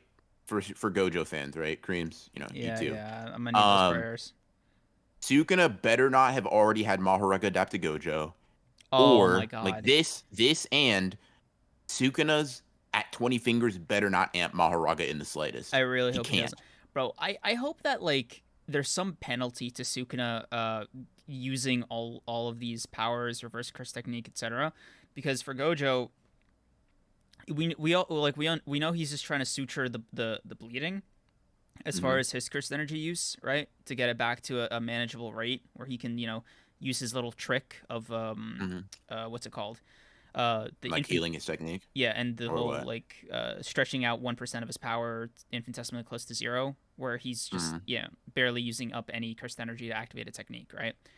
Yeah. The Gojo effect, as it were. Yeah. But for Sukuna, it's like, nah, bro. He has a pool that he needs to draw from, and I want to know. You simply can't be doing all of this. You can't have a prolonged, and I know we got into this a little bit about is the activation of a domain the payment, or is it the length that the domain is active, the payment, etc. Hmm. Like either one, right? Yeah. He had it up for a long time, and he had it up in like different iterations or different forms, all on top of just going toe to toe with Gojo, like physically, right, and amping himself, and also using Hmm. domain amplification to hit Gojo. So I want to know at like what's happening to Sukuna, right? Like, because he's not just getting that off for free, right? That's simply too much. And even Yeah. now, you have to imagine like summoning Mahoraga or any of the other Shikigami, like they simply can't be free, like it can't be just like, oh, what, I only have 1% of my power, time to summon Mahoraga and every other Shikigami in my arsenal at the same time, right? Like, no, like I I agree, but then I'll say this, right? The times that Megumi summoned Mahoraga was literally when he's on the verge of death, right? but that was part I of the really ritual, that was initiating the ritual, right? That was different because the trade-off. no, I mean Megumi after a domain, after being stabbed by Yes, Toji, yes, no, after being I'm saying sliced by no, I'm Haruta. saying I think the trade-off was like he was quote unquote starting the ritual, but not summoning Mahoraga, right? Because summoning is different than like initiating the ritual, because he summons Divine Dog, for example, right? And he needs cursed energy to maintain like the forms, the physicality, blah blah blah. So you But think he summoned or brought Mahoraga into existence and cost no cursed energy? yeah, I no, disagree. because I think the penalty for that is it kills you. So I think cursed energy is like, you know what, you're good. Like, I disagree. I don't think anything implies that. Like I think it would be the same. But I mean maybe, I guess, like it's not impossible, but yeah. I don't know. If it is, yeah, Megumi be spamming Shikigami and Sukuna. I mean, we know how Sukuna moves, curse energy wise. Um, I will say that, like, I do expect Sukuna to get tired eventually, or at least I hope so. mm, Um, this is an earlier super chat that we missed, by the oh, way. Sleeping Danger, thank you for the 14. 14 episode Episode one. one, not having a Juju stroll had me type. Yeah, Yeah. I don't know if this part of JJK is. I don't know. I think we left Jujutsu Stroll territory. Yeah, Yeah, I yeah. will say not seeing the chapter like 64, like it's like that thing may make me sad just because of how fitting that would be for this current animation style. Hmm. But yeah, Uh, let's see. let's see. Did we Sleepy read? Nature had another one for 35. Gojo looking like a fish more than Sukuna look like a challenger. Plasma Super, Ooh, yeah, went back for that. yeah. That's Um, hilarious though. That's a bar. yeah, That's a bar. bro, yeah, uh, bro. Calibar Uh, Sport, thank you for the 10. If Sukuna uses Gojo to fully tame Mahoraga, that would be insane. I feel like he already tamed Mahoraga. Like he can do it on his own, right? Like he defeated Mahoraga before. I don't see why he wouldn't be able to do it easier with Megumi's body. And yeah, also, like, it seemed like he just used it against Yorozu pretty much instantly. Like that was off screened the second Mahoraga got summoned. yeah. Um, yeah. I mean, if he doesn't already have it tamed, and he can't tame it himself, I think that just means that Gojo's in as much trouble as Sukuna here.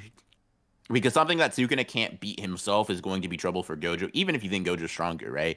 If Sukuna can't beat it, Gojo's going to have issues. Mm. And that would be. Can you imagine them being like, all right, pause. We got to fight this thing together because it's actually really strong. My curse energy is making it really powerful. My fault. Yeah, no, that'd be a crazy thing for this fight. Also, I think Gojo would just kind of, all right, Mahoraga, start over there. Yeah. Because Mahoraga always started with Megumi, I think. Mahoraga's art or always started with Megumi. The ritual started. Let me get rid of Megumi first, and then off to that guy. Yeah. Oh yeah. I get what you mean. Yeah. Look, I mean, I agree that it's tamed, or at least he has control over it, and whatever that means to you guys, it depends. Out of the morbid curiosity, I know you think Sukuna will win. I'm curious now that we're this deep into the fight. What condition do you have Sukuna winning at? Like, physically, Gojo status. Like high diff, like a high diff fight. Is that what you mean? Like, are you talking about like in range of difficulties? No. I'm talking like, okay. One, where's Sukuna's health, like percentage wise, after finishing off Gojo? Like does he still have another Kashimo's worth of fight in him, or is he like on his last legs? Two, are there any assistants like coming to help, like Urame or Kenjaku, like literally the nitty gritty of his condition? Oh, I mean, I think he's going to fight Kashimo after, and I don't think Kashimo's gonna win. Like if that, like he has enough, I think he has enough fight in him to fight someone like Kashimo and then prevail. That's kind of how I am looking at this. What that means, like percentage wise, I don't really know. It depends on how strong you think Kashimo with his like technique unleash is gonna be. But I do think that like I wouldn't be surprised, for example, if this is not the fight we get to see. And I'm not gonna say it's one way or the other, but I also say at the way this is going, it would not be crazy if we don't see any of Sukuna's cursed tools that he had in the Heian era, or if we see any sort of the forearm form, or if we see like the open like black box sort of thing that he did. If Sukuna only used Malevolent Shrine and 10 Shadows, that wouldn't be crazy to me personally. Not because I think it's like a low diff thing, but I just think, okay, if we're looking at revealing new abilities for final fights, right? Because if you think Sukuna's gonna win, you have to think he's going to fight other people and they're gonna be the ones to finish him off, right? Unless maybe you're of the belief that Sukuna and Kenjaku literally just end the story. But otherwise, I mean, that means that I'm saying, okay, realistically, you need to expect a lot of upgrades as far as Team Jujutsu is concerned. Like, you got to see Yuta hit that calamity level, or that calamity mindset Uro was talking about, and you got to see Hikari in like his 10th jackpot in a row on the luckiest day of his life. And you got to see Maki finally use Soul Splitter. Like, yeah. So you got to. I agree. And you got to. We need Miwa on the battlefield. And then you got to also expect Kenjaku to be like, nah. I don't know. I mean, yeah. I still wonder if Yuta's going to be forced to fight Kenjaku or not. I would really like to see that fight. I also personally, I think if you're like wondering about, like, let's say we push me out of the shoes of like a Sukuna has to win per person, right? I think the only really way that Gojo can win at this point with the way it's set up is for Megumi to come back, and for him to like hinder Sukuna by a pretty marginal, or like by a pretty large margin. I just don't think with the way this fight is set up, Gojo can win straight up, if that makes sense. But I do think that like Sukuna, after killing whatever in Gojo, can later in the arc be hindered and beat by a like dual effort of, Yuji and friends, and also Megumi reclaiming his technique or his bodily autonomy or whatever. But yeah, that's kind of how I'm looking at it.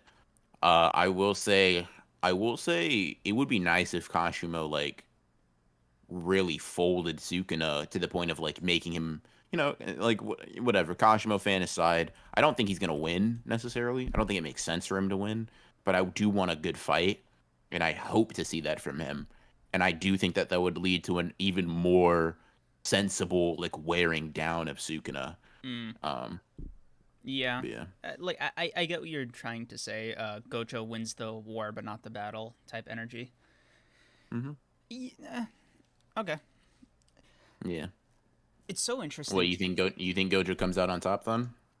Um, I don't know. My kind of my opinions kind of shifted into a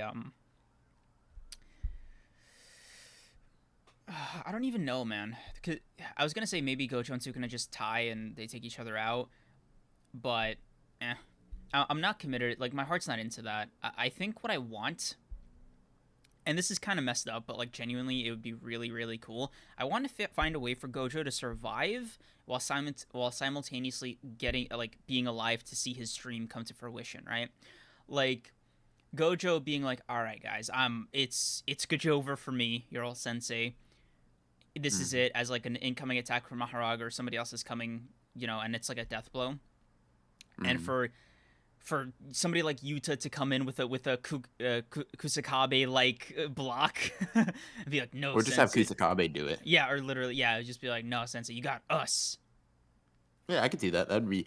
Listen, bro, I'm telling you. I keep saying this, and I'll keep shouting this from the rooftop. I need a recreation of that, like the visors holding down Hollow Ichigo thing, like on Sukuna or something like that. That would just be so cool to me. If everyone Yeah, just pulls up, I need that, bro. because I need a like, bad Gege. You copy Gege. You not copy Gege. You copy Tagashi. You copy Kubo. Copy the shit that matters, bro. Get me what I need, bro. This is what I need immediately. oh, also, guys, we did just add another emote, which is really cool to do in real time. By the way, we added the Miwa one, and now we added the Gojo one. I've decided to call this Gojo emote Gujo. I don't know Oh why. Jesus. It's just come on, they're so soft. That's fair enough. Thank you, Yeah, Liv. I don't know, man. I just think yeah, thank you, Liv. Otherwise known as the Kogane. But no. I really I don't know, man. I don't like.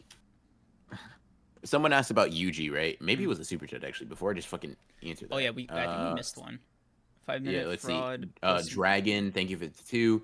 Is Sukuna hiding his curse technique from Mahoraga? That'd be hilarious. Uh, To what end? if maybe Megumi, if he's worried about Megumi, he's cautious. Mm. Doesn't want to input that data. Could like not crazy. Sleeping Danger, thank you for the 14. 5 minute fraud plus Miwa versus Kenny and Yuji versus Sukuna. I don't know if Yuji's 1v1ing Sukuna. I'm gonna be real with you. Yeah, that's a tall order for Yuji. He's angry enough, Yeah. but Yeah, I don't yeah. doubt that I don't doubt that he'll try, you know what I mean? I mean, look, But let's be real here, right? Yuji's got to get some kind of clapback, some kind of retribution against Sukuna. yeah. He might not get it because Gege's funny like that, right? But Nah, he is. He's gonna be instrumental in yeah, Sukuna's death. like all I'm saying is Chozo's brothers better have some like protein or something. Like they gotta give, like something's gotta give. I'm also curious what's gonna happen with that last Sukuna finger. Yeah. Yeah, maybe he eats it to get the technique. All I'm gonna say, in like, joking things aside for like, or not joking things aside, actually joking things right now. People calling Sukuna like a fraud for using Megumi's technique and stuff like that, but it's like Oh yes, all the I'm fraud saying, uh, allegations. all I'm Oh, saying is, this, right? Keep that energy for when Yuta uses a copy technique, or when you like remember, you guys remember when we had hope? Remember when we wanted Yuji to develop Sukuna's technique? Where's that fraud energy, bro? We gotta call them frauds for using techniques that aren't theirs, right? They weren't born with that shit. bro. Speaking of All I'm Yuta, real saying quick, is I'm take hoping, advantage of your surroundings, bro. I'm hoping Yuta pops like some kind of relaxant in his veins and heads out there and he's like, you know what?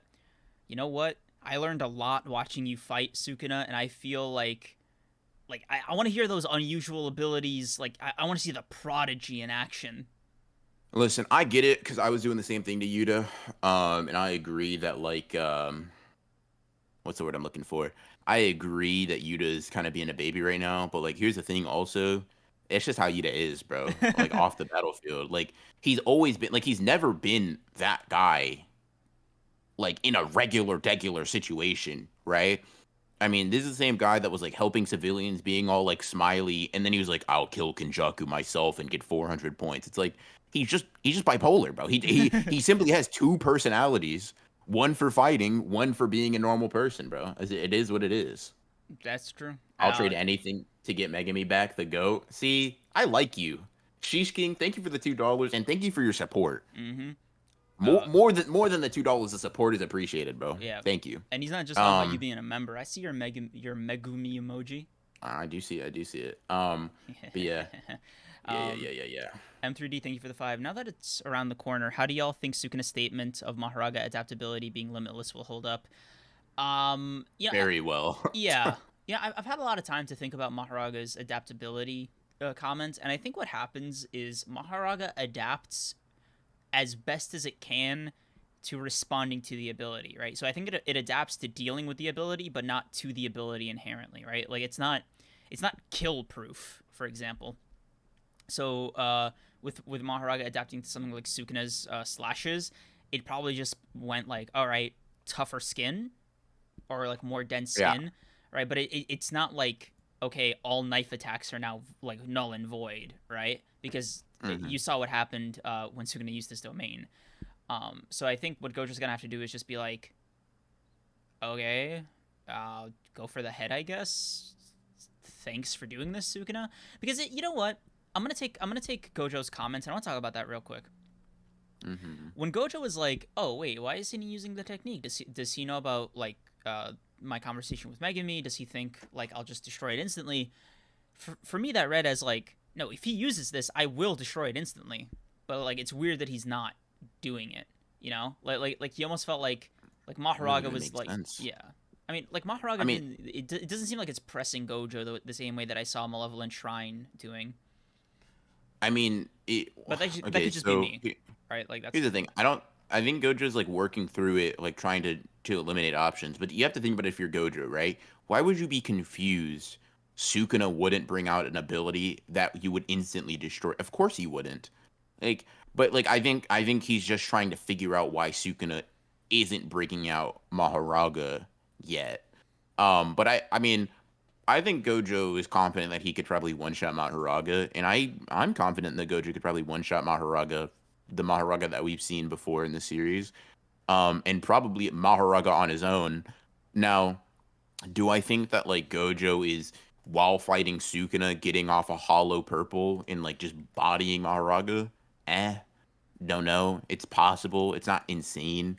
Gojo can technically teleport away and like do all that, do all his kind of like space manipulation bullshit. It's not out of the realm of possibility, which is probably why Sukuna is holding back to some extent.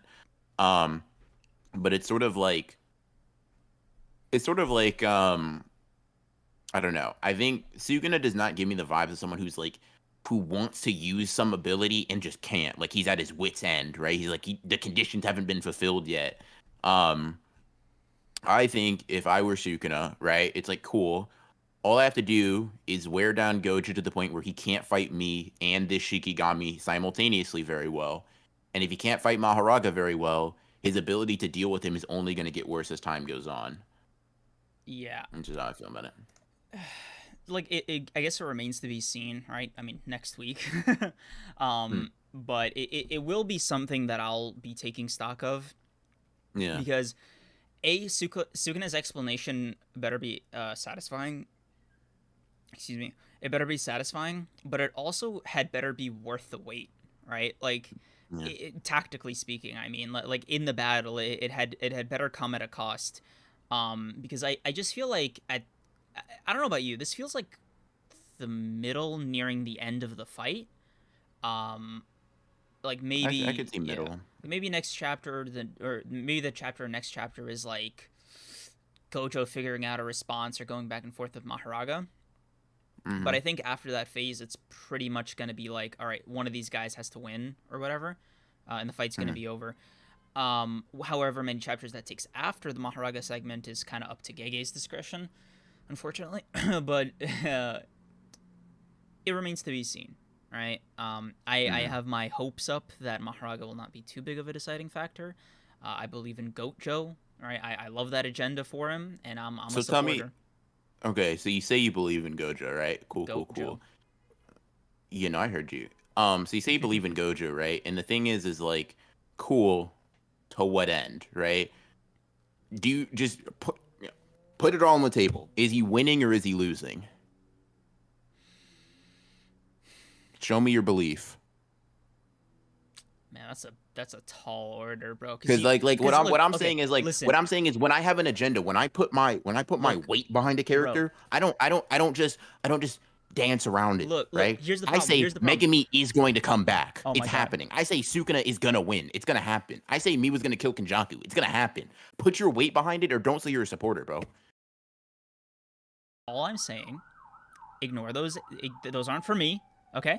Yeah, okay, Look, bro. all I'm saying is, I think Gojo will unfortunately not win this one because Okay, bro. That's all I needed to hear. Yeah, yeah, yeah. that All that being all that said, Gojo talk only to that say that he's gonna lose. that Yeah, being okay. said, we all know I'm gonna switch up and gaslight all of you into thinking I was always on board. So let's let's be real about this. All right, guys. Yeah. This is listen. I feel bad for any Gojo fan that like really thinks he's gonna win listening to this because like this is kind of like your forced figurehead for the podcast at least, and this is just pitiful. All right, this is just Bro, disgusting. I'm sorry to say. bro, I blame Just Gege, dude, bro. Like, if you're gonna he is giving listen, me bro, nothing. listen. No, no, no, no. You know what an agenda is. You have an agenda against all reason and rationale. All right. It doesn't matter if the entire world is against you. It doesn't matter if the story's against you or the author's against you. If you really had the agenda, if you really believed in your goat, you would say it don't matter. I still believe, but it's clear you don't got it like that. You don't believe in Gojo like that, and that's cool, bro. That's all right. That's fine. Just say it with your chest. Just say you don't believe in Gojo like that. We'll find somebody and bring them up here that does, bro. God. Everybody just chatting, just saying I believe, I believe, I believe, asking to really put it all on the line, and they don't. They fold. M3D, Get thank you for out the of here, bro. 5. Now that it's around the corner, how do y'all think Sukuna's statement of Mahoraga adaptability being limitless would hold up? I think We yeah. reread this one Yeah, already. sorry, bro. Jerome Simmons, thank you for the Oh 35. no, No, Ronin. Yuna's innate technique is to copy. Sukuna is a fraud. Yuji was literally manufactured by Kenjaku for a specific reason. He's different. Listen, I'm gonna say this, right? Sukuna has the ability to become a cursed object. Part of that is being able to forcefully incarnate into people. That's as much of his ability as Yuta's is for copying. Yuta wasn't born with the copy curse technique, bro. He forced like a Rika to become his cursed spirit so he could force his way up to special grade, bro.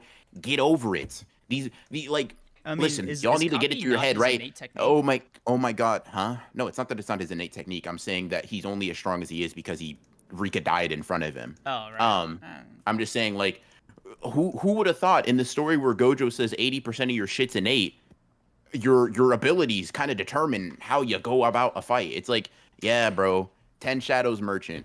Is that like why don't we write that on Gojo's grave? Sukuna was a 10 Shadows merchant. Will that make y'all feel better? I'm curious.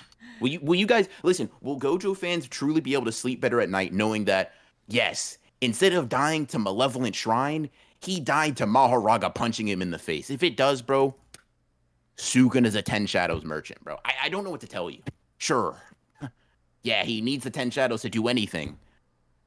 I guess. I guess. Here lies Gojo, the guy who was able to force Sukuna to use 10 Shadows.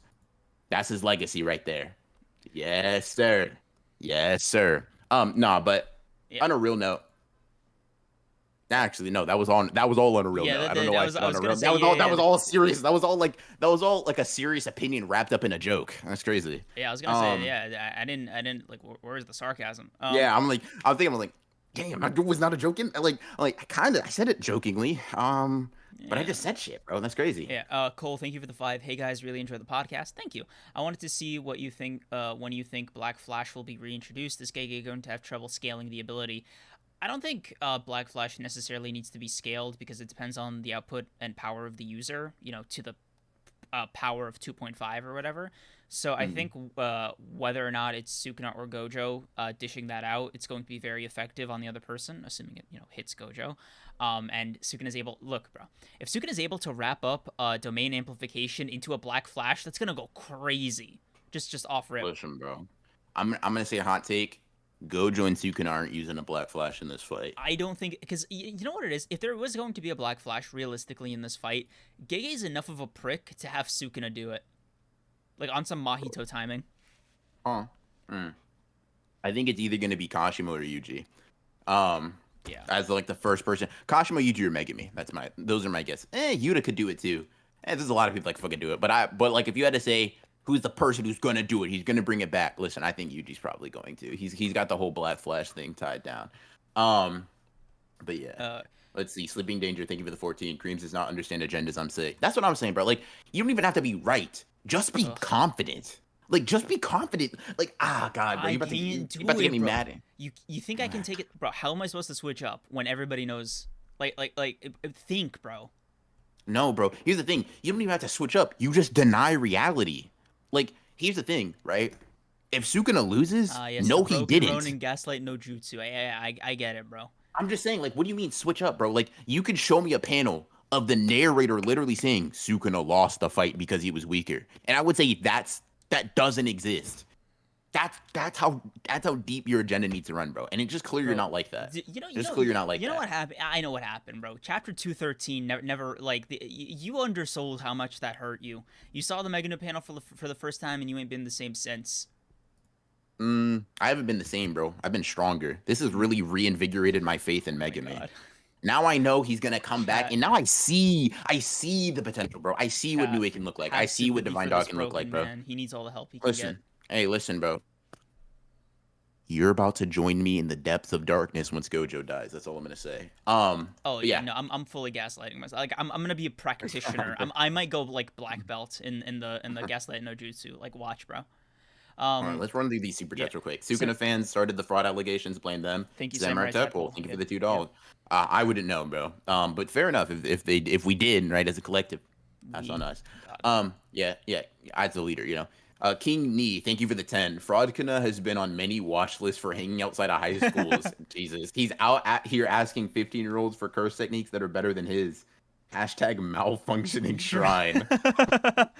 See, this is why. Dude, that's hilarious. Yeah, I was telling one of my mutuals. I'm like, bro, listen, I'm on Sukuna's side, but the Gojo like propaganda force is funny. Like, I gotta be honest with you, bro. Funny. Got jokes. But yeah, let's see. There are a couple. Oh, dude, again, bro. The Sukuna and clown makeup photoshops were hilarious. Very funny, bro. Very, very funny. King D again. Thank you for the 5. Bro really said, Mom, it's my turn to use the 10 shadows. Gojo will win. His pronouns are they don't know me, son. Gojo is teaching class and wrapping up. See, Kreams, this is literally how you should, like, bro, listen, he's wrong, but he's wrong with his chest. Like, how are you gonna cower away and be incorrect, bro? Ugh. Bro, I don't know what you're talking about. Thank you for the 5. I don't recall saying anything like that. M3D, thank you for the 5 again. Off topic, but BR and no ops vid with X character versus every sorcerer curse have been great. Small suggestion: add Mahoraga at the end as a bonus round. Hey, listen, bro. Tomorrow's video gonna have that. That's all I'm gonna say. You know, I have been watching those videos for the longest time with you and No-Op, and I realized something when I got to the end of this most recent one. I think it's on No-Op's channel, if I remember correctly, right? So I was like, oh wait, they didn't mention Yuta. What's going on, right? Like, did they forget? And I was fully ready to DM you, clown you a little bit, send those clown emojis over to No-Op, you know, very respectfully. But then he quickly said to, you know, see Yuta or whatever. That's like a standalone video, and I was like, damn, they went full circle, huh?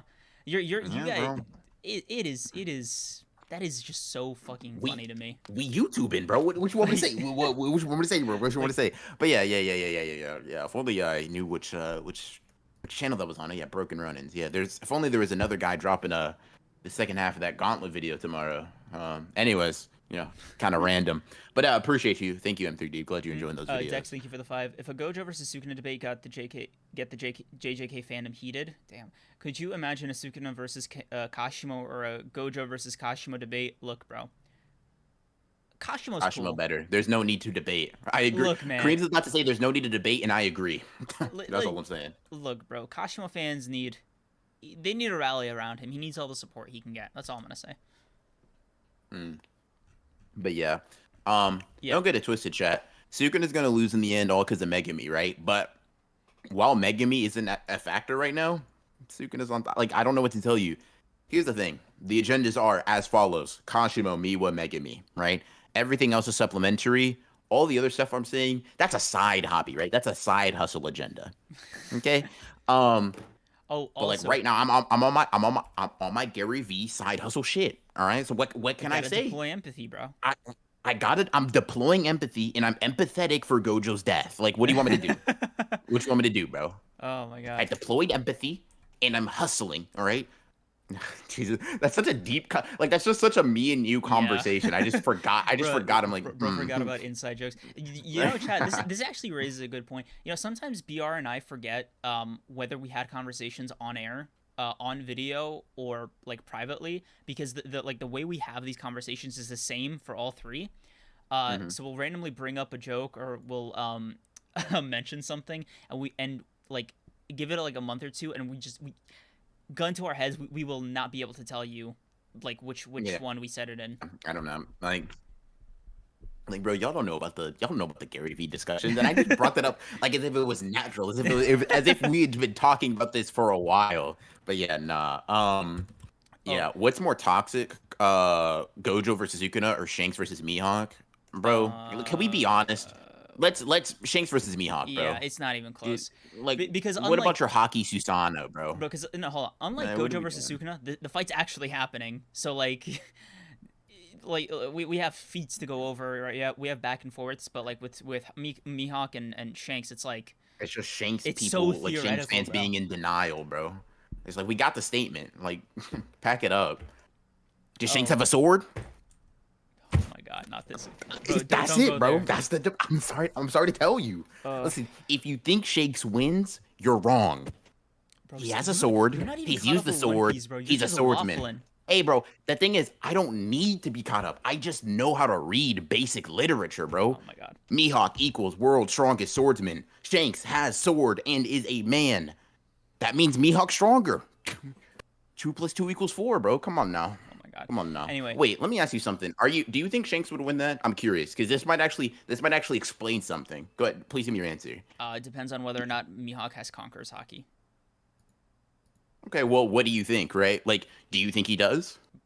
He might. Like, if they were rivals, then there's a good chance he does. Assuming they do, Mihawk might take that one. I'll be so for real. But all right. This comes with the caveat that if it was Shanks with both arms, but like with current experience and everything, he would win. So I'll just put it like this, right? Somebody's like, listen, all of your money is going on one character, right? If you're wrong, you're bankrupt. If you're right, it just quintuples, right? All your net worth just 1v1, no outside crews. No one, like literally, this is it. All your money on the line. With how Oda writes, with all of this stuff, right? You just have to guess who's gonna win. You have to bet it all. Who are you saying wins? Mihawk. Okay. Yes. See, we got him. Look, all I'm saying is, like he's an arm's worth of power above Shanks. That's all I'm gonna say. Hey, bro, listen. Actually, speaking of this is like getting back to JJK for a second. I want to talk about like some of the smaller stuff this chapter that I just found personally amusing. Okay. Number one, Hakari's horny ass standing up and being like, "Yeah, Gojo, get his ass," bro. Huh? Like it's that was hilarious, right? That was like laugh out loud funny to me, right? But it's so crazy. He's just like, yeah, and like Karara's trying to pull him down, just like, yo, sit back down. You're yeah. Stop fanboying. Yeah. Stop being a bum. Yeah, I agree. That was really funny. The second thing, Kusakabe kind of confirming that Higuruma and Hikari's domains are just like they are just different. They're special. Yeah. That was a pretty cool part of their confirmation. techniques. Yeah. Bro, and I know Higuruma's ass has been taking notes. Like this guy has been paying attention. You know how at the end of his fight with Yuji, he had like nothing there, right? Like he was like dead inside. Bro, this man is studying right now. Yeah. Mm-hmm. yeah, I'm like, yo, is that life in your eyes? This guy's not turning Mm-hmm. himself in. There's no way. That went out the window. Hold The on, set, I yeah. like being a sorcerer. It's fun. So, and I Um, just learned a lot of new tricks. Hold on, bro. Let me have fun with this first. Then I'll turn myself in, maybe. hmm, Oh yeah. man. Um, aside from that, let me see. Do you think? Because they didn't really confirm it, they just kind of talked about it being a possibility. Do you think Sukuna can actually reverse curse technique his uh, technique, like to replenish it? Yeah, probably now. Yeah, I would say so. Because yeah, I thought I, they I, were I wouldn't. building up to that, but no, Yeah, they were building. Gege was building up to the wheel, so I thought that was like a misdirect. yeah. I mean, I could see. Listen, I could see somebody being like, no, he can't. But it's like, listen, if Gojo can and Sukuna saw like people can't turn themselves into cursed objects willy nilly, Right. right? Kenjaku showed him this is how you do it, and he said, "Bet I know how to do it now." Right? Sukuna already has the basics of using reverse curse technique. He's been here for 1,000 years, right? Or he's been an entity for 1,000 years, right? Mm-hmm. I'm sure that like even if he can't do it now, you give him a minute or two, he's like, all right, I got the hang of the whole healing my technique thing. That's my assumption, personally. But yeah, Yeah. yeah. Okay. Interesting. Because I thought it was a nice misdirect, all things Mm-hmm, considered. Right. Got Mahoraga into the game. 10 shadows. Blah blah blah. mm-hmm, I will say something that did occur to me as like an alternative theory, and I'm curious what you guys and what you in chat will think about this. mm-hmm. What if the technique he replenished was Megumi's? Are they the same technique as far as cursed energy is concerned? Is it like a one or like not one or but like one and? Like for example, they obviously have to use the same pool of cursed energy to activate, being Mm-hmm. Sukuna's. So are they just sort of combined into one because Sukuna's just like the dominant person in this vessel arrangement, right? Mm-hmm. So is Malevolent Shrine now intermingled with Ten Shadows like permanently? And if yes, did Sukuna try to replenish Ten Shadows first, or did he just replenish his technique overall and then just choose to go to Ten Shadows? Or none of this could be true, and he was just like, oh shit, one technique's burned. Let me use the other one I got in the bank. I think it's the second one. Real quick before I explain why Mm. Nabar emailed, but um, Oh, let's see. But to explain further, like I'll just be like this, right? I think the fire arrow, right, was the technique that he used against Mahoraga. And I think that no matter who you are susceptible to the technique burnout, right? You can try to get around it. You can try to limit the burnout time by like healing your technique, all that stuff, but it's still there. But Sukuna gets around that by like bringing out the fire arrow and like summoning an ability, blah blah blah, right? hmm. If that is a cursed technique, all that means is that the only technique burnt out by the domain is the one that the domain uses, which pretty much makes a lot of sense based on the way it's explained, Mm. right? They explain it like an engine, and it's like you're using that curse technique to like you're overheating it, right? Mm. You're overclocking it, and then it's messed up for a little bit. You gotta let it cool down. Right. Well, why would another technique be affected if you're only using one? And I think in like Sukuna's case, since they're completely irrespective of each other, he probably can just use the Ten Shadows. And in fact, I think that's what Gojo was wondering. He was wondering why he's not using those Shikigami in the instance where both of them have no tech quote unquote no techniques available. Mm.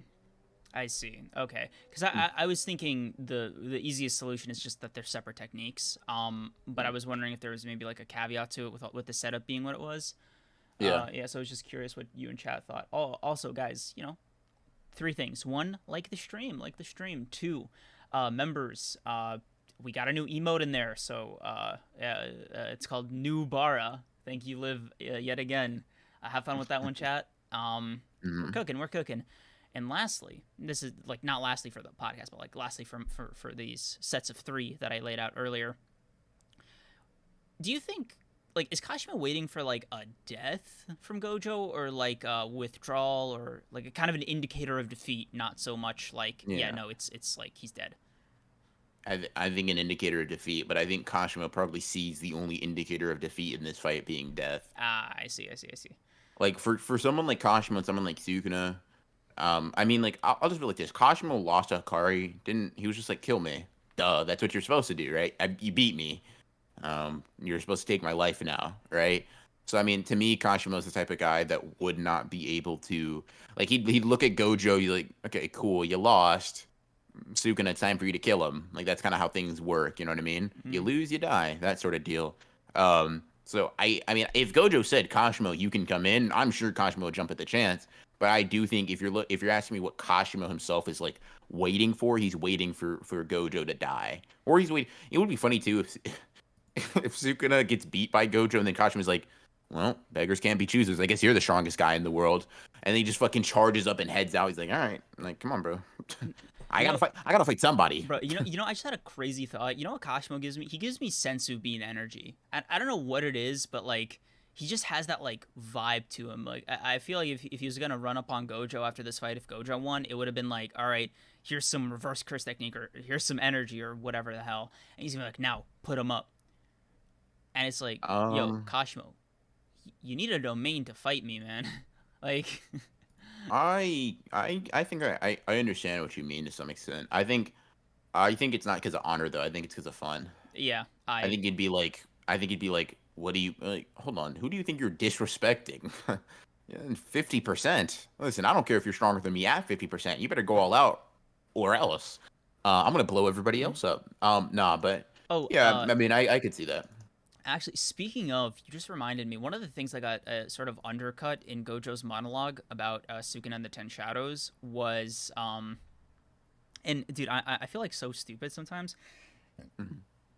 Yeah, the thing with Sukuna needing to figure out a way to hit Gojo is, like, that didn't go away, right? Like that's still a thing he needs to work around. So, like whether or not he wants to unleash Shadow Garden or whatever, or Mahoraga can adapt to the infinity, it's like, no, like, dude, bro, like, you gotta get past that, right? Because Gojo's putting that up, like, instantaneously, right? And they're no longer in a domain, so Sukuna's, he's probably also burnt out from doing both. So, yeah, he's just that's probably why he's using Mahoraga's wheel, because the two methods of getting to Gojo, or reaching Gojo, are just kind of closed now. Yeah, I mean, I still think domain amplification is an option, but I do agree that like Mahoraga, under the right circumstances, is just simply the more effective tool to use. Let's see, Dex, thank you for the 5. I can just imagine BR screaming to the top of his lungs every time he sees Akari and saying, "Get this bum off the manga panel, please, Gege." It's just more of a sigh, bro. It's a heavy. It's a who? Get him out of here, bro. Get him out of here. But yes, pretty much. Sheesh King, thank you for the 2. Megumi turned the wheel. Truly your JJK. Bro, I like you. This guy's intelligent. You're gonna survive the ban. The massive sweeping ban for everybody that disagreed with me. I might have to take away your mod privileges just for that day. Just take away my mod privileges. You're taking away my showing up privileges, buddy. Oh my god, bro! You really want to commit a reign of terror? Really? That's yes. Your line in the sand? Yes.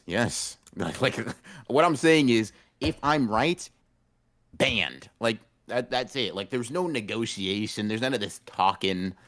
Somebody's gotta go, and it ain't gonna be me. It's gonna be them. Nah, but hey, bro, he's gonna survive the Great Flood. Thank you for the 5. Sukuna is better than Gojo, because he wouldn't accept half of as much disrespect from the higher ups. Unlike Gojo, thanks to Gojo, Principal Goat died. R.I.P. I don't know if calling Yaga a goat is a little weird. He was nice, but I also do think Sukuna wouldn't let that slide. Yeah, like first of all, let's take it easy on Yaga getting goat status because he died to Gaku Ganji. Let's stop there, right? He was cool. He was a cool character. All right? Number 2, Sukuna wouldn't. How do I put this? This wouldn't have been a consideration. He might have just killed them, like just to do it. So I don't think it's necessarily about taking a stand. Hell, he might have killed the students too while he was at it. You know? Yeah. By the way, Sleeping Danger, I see you saying you hope I forgot what you said, but I just want you to know that I have all of the Megumi slander compiled into a list, so I'll never forget. Oh, bro. You hope Doomsday doesn't come for you, buddy. Bro, I just remembered the funniest thing I wanted to bring up with you. Yeah, what up? Okay. are you the guy that popularized the Miwa thing? Like, for real? Or did that just, like, already exist and you just kind of rode the wave? I never saw anybody talk about it before, but I'm not gonna be so arrogant as to say I was the first one to talk about it. Because, I like, will say I probably have one of the bigger videos hyping Miwa up in a narrative fashion, though. I mean, I haven't seen another video saying Miwa's gonna really cook some. because like I hear Especially not about when. it, right? Like, and you're kind of uncredited. I don't. I'm not saying like they do it every single time it's mentioned, but it's something that I noticed more and more outside of like the Honored Ones bubble or whatever. And I'm Mhm. just like, is this? There's no way. Did he do I this? mean, even like so once again, I'm not gonna say I fucking made it. I'm probably you'd probably find some Reddit post 4 years ago that says Miwa's gonna be some great character, blah blah blah blah blah, right? So I'm not gonna say I'm the first one to hype up Miwa, but I will say my hype for Miwa came from that fucking Culling Games panel. And if other people's came at the same time, that's cool. I just happened to make a video on it, and I just happened to triple, quadruple, quintuple, like all the way down, right? You are a So supervillain. It's something that I've always wondered because if it was you, right, that's a mhm, crazy feat. You just shifted the entire culture of the Western JJK fan base with the most asinine theory. It's most kind of a asinine theory. flex. Anywho, yeah, maybe, Stand proud, possibly. bro. Yeah. Anywho, Samurai Tadpole, thank you for the what the hell? Thank you for the two. I'm just mad the higher ups nerfed the modern era. Yeah, they're kind of losers. Single handedly. I Yeah. mean, woof, man. They really they lucked out with Gojo and like Yuta. No, they lucked out with Gojo because Yuta and company, right? Like the current years of Jujutsu Tech. Now, see, they're the ones, like they're the wave of power Gojo was talking about. Because you see any of the other students, like even in Gojo's time, maybe with the exception of Geto, bro, they're not like that. like no offense to Nanami, right? But let's be for real. If we're talking about quality of students coming in, then Toto's got one up on him. Yeah. I mean, I agree. Um, I think if Yuki wasn't a loser, she probably could have moved the needle some. That is true. You can't help that. Unfortunately, that's the mentality you can't get out of. Yeah. Oh, Um, also one thing I wanted to bring up, and this is gonna like I was thinking about how to. I just remembered. So, going back to your no-op video that I saw yesterday, like the collab with you no-op on his channel, mhm. bro, I had the funniest thought. Um, so you know how the prevailing like theory is that all the Culling Games players that are reincarnated are able to do soul damage because they can subconsciously perceive the soul to suppress the vessel, etc. Yep. Doesn't this imply that Hikari's reverse curse technique in Jackpot is able to heal soul damage? Not really. The particular reason being that like we know characters that can hit the soul don't always hit the soul. Like Yuji doesn't. The only time any sort of soul damage in Yuji's context is brought up is exclusively with Mahito, even though he's not doing it intentionally. So it seems to be a case of like forced activation via circumstance. The it's like for example, like when Yuji hits like Awasaka, for example, right? Even though Awasaka's technique shrugs off, that's the inverse guy, by the way. Awasaka's technique shrugs off all like physical damage. He should still take significant damage from the soul-based attacks, because at that point in time, Yuji's established to be able to do that, but he Mm, doesn't really. And it seems to be the case, right? Maybe Gege will explain this later on, but it seems to be the case of um, like it's brought out subconsciously if you have that ability when needed. Because if so, I feel like Yuji would be one-shotting motherfucker. Like this similar to a way that like Soul Splitter does, you know what I mean? mm, Where it's just like, yeah, if you don't have soul defense, you're dying. Um yeah, true. exactly. Some people are kind of coming to the same conclusion. It doesn't seem to hit everybody with that soul-based attack the same, and it just seems to be a mechanism that has to exist because if you have like Yuji being able to hit souls that early in the series intentionally, there's not very many characters he wouldn't one-shot. I Because see. especially up until the Culling games, there aren't very many soul-aware people. Yeah, okay, I see what you mean. That is such an interesting thought though, because you gotta wonder, are they only using it even subconsciously when they need to? Like if Kashimo's fighting Mahito, for example, right? Would he only be able to figure it out and try to do it consciously after he realizes his first few attacks just aren't working, or would it be something that he just does off rip, like just he just intuitively on some level know? It's probably the Okay, former, so let me put a honestly. Like let if me we're try to being give like realistic. a let me try to give like a real life example, and this is like all like speculation just to clarify, but like in the same way that like you get an adrenaline spike in a fight or flight situation, right? You don't just force adrenaline out intentionally, right? Mm, It happens in response to like it needing to happen or you feeling like it needs to happen, right? If you're running from a bear, you don't think, "Hey, it'd be great if I had more adrenaline." Adrenaline kind of just goes there. But if you're right. sitting at your computer and adrenaline is not required for your task, it doesn't show up. That's if I had to give like the best analogy I could, that would be the way I would explain most characters' use of like soul-based attacks. Mm, okay. Okay. Yeah, I see what you mean. Hmm. yeah. That's how I put it. That is That's how I put it. such an interesting prospect, though, because Hmm. it means that if they were able to like channel that right and just Yeah. be like, yeah, I need to figure out a way to attack with this whole like on purpose, then somebody like Mhm. Kashimo can definitely do some like serious damage. Yeah, and the reason it's so potent and we ask about or like Kareem's asked about healing soul damage, so some people confuse is because like it's just said outright that like reverse curse techniques can't heal the likes of idle transfiguration, which is just glorified soul damage, right? Um and it's kind of why things like the soul splitter are kind of hyped up a little bit because it doesn't seem like reverse curse technique, at least from our understanding, can heal that. It seems to be a very permanent thing, at least from what we've seen. Um, Yeah. yeah. Um. And it's not that it can't be healed at all, because we see cursed spirits heal from it, but cursed spirits recreate parts of their body out of cursed energy. So you're like, it's not like you're healing a lost limb, it's like you're making a new one from scratch, right? True. It's like Okay. zero Yeah. to it's not like 0, 1, 2, 3, 4, 5 back to 100. It's you don't exist, you now exist, right? And I formed you out of cursed energy. Is kind of how it goes so far. Okay. And the Cause reason we can also double down is like, I mean, there's just a lot of things that kind of imply that like soul-based attacks are kind of different. Because if not, why would a lot of them be hyped up to such a degree? true. Okay. Hmm. Yeah, that makes more sense. Uh, Yeah. I, I mean, a part of it too. I guess the part of the motivation that I'm asking this question is that Sukuna is not only aware of his soul, but he's able to hurt Mahito's soul Hmm. in a pretty major way too, right? Like flick of his wrist, and that was like a gash, right? Yeah. Makes you wonder if he's able to imbue like something like Malevolent Shrine with soul damage, because I feel like if Sukuna's targeting or was trying to target Gojo's soul, this would be a much shorter fight. Unless Gojo's able to somehow fix that as well, right? If the six eyes go soul deep, um, Hmm.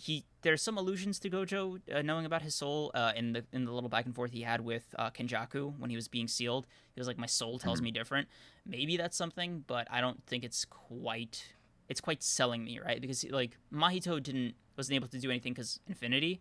Um, Hmm. but I don't know if I don't know what the win con is for soul damage on Gojo, right? I don't know how, like the obvious one is, oh, you just get past the infinity, like no duh, right? Like assuming Hmm. you do that, right? Hmm. How what's stopping dismantle mixed with soul damage from just like, oh yeah, you're not healing from that with reverse curse technique, Yeah. Not really sure.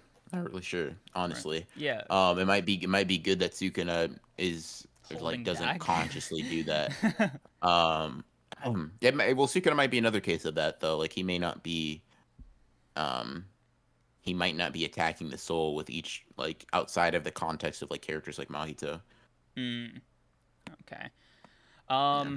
I guess overall, what'd you think of the chapter? How we feeling about like the story moving forward, or I guess this fight moving forward, next phase, and all that. Yeah, I thought it was a pretty good chapter. I'd say like it's a 8.5. Like I liked it. I thought it Mm. was fun. I am looking forward.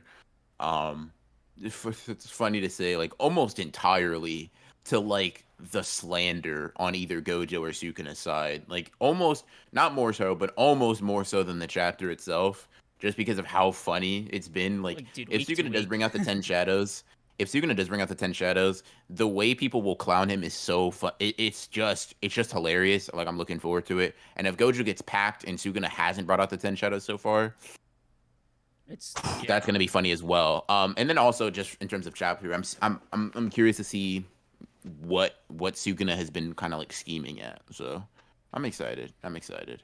What Yeah. about like practical like fight predictions? Like how do you like what do you think Sukun is gonna do? Like Mahoraga off rip or do the thing where he personally wears the crown to sort of collect data for Mahoraga? 'Cause that's what I think is gonna I happen. I think wearing the crown would be his best solution. He's more durable. He has his own abilities that he can use. Um, so I think like collecting that data himself, allowing himself to get hit, or just opening another domain expansion, with Sukuna to kind of force that sort of issue, would all make sense and be cool. But yeah, Mm, yeah, yeah, okay, yeah. interesting. Hmm. Hmm. What Yeah, about yeah, you, yeah. Creams? I mean, I feel like obviously that's the case. Yeah. What about you, You know, Creams? there's Go a ahead. pageantry to this. All right, I don't know how many times I have to explain this man. Blah blah blah. Learn how to stick to an agenda, and we can talk Bro, about pageantry, you know bro. what you need We're to talking do. about we're talking about putting on a show, and you can't stick to an agenda. Come on Bro, now. you know what you need to do? You need to watch some pro wrestling or some theater. Work out that theatrical bone in your I need body. I need to I need to watch some theater. No, thank you, Poindexter. Oh, I think I'll I stick said to pro my. wrestling. It counts. I think I'll stick to manga like a real man. Oh my god. Okay. Um. I wish we had a No, but clown yeah. emoji. Anyway, um, uh, man, Damn, what's we my don't favorite? have a. We do. We got Gojo right there. Go ahead and spam. What? Anyway, What's in there? um, yeah, I give this chapter like an 8. Solid one for me. I'm really pleased that Gege's taken his time to cook with the back and forth of these fights. And this, oh my god, this actually leads me to the biggest thing we got to address. So a couple days ago, I think it's been a week now, at Anime Expo, there was a revelation. The revelation was a comment by one Gege Akutami regarding the ending of Jujutsu Kaisen. And do you want to tell him? Do you want to tell him what the quote was? Sure. Yeah, he just basically said, while JJK is in its like final act, or it's like wrapping up essentially, it's not ending anytime soon. That is what his editor specifically said. It's not Um, ending anytime soon. And BR and I we're going to talk about this on the members anime episode, but we decided to hold off until the official chapter release, all right, to really dive into the nitty gritty about because it's about the manga. hmm. Is Gege lying to himself? um, so Here's the problem, here's the right? thing.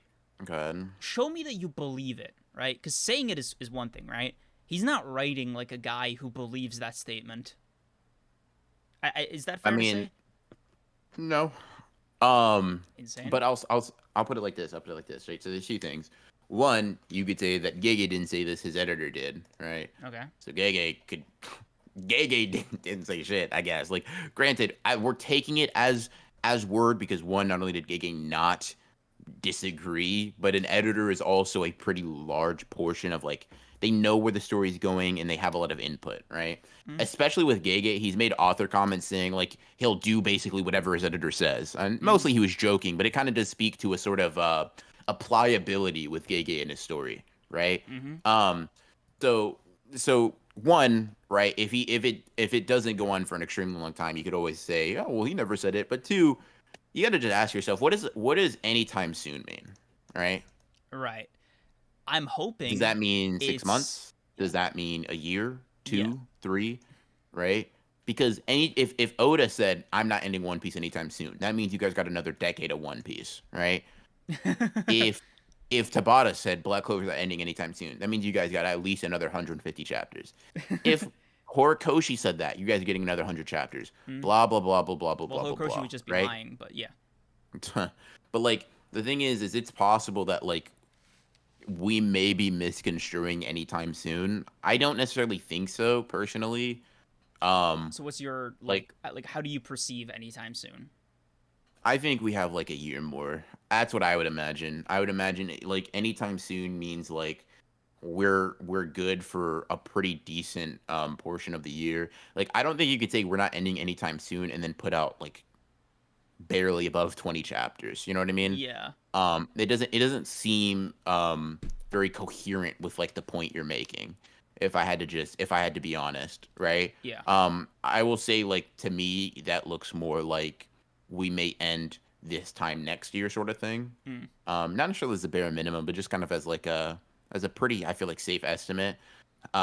And I also say that like I say that because like we look at like Gojo versus Sukuna and things like that, but we've been talking about wanting to see more shit explored, right? And all it takes for us to have another year's worth of content, literally just means Gege has to just start exploring some shit more. Literally, like, Um, give us the Hainera flashback. Give us that flashback to Gojo's unsealing reception.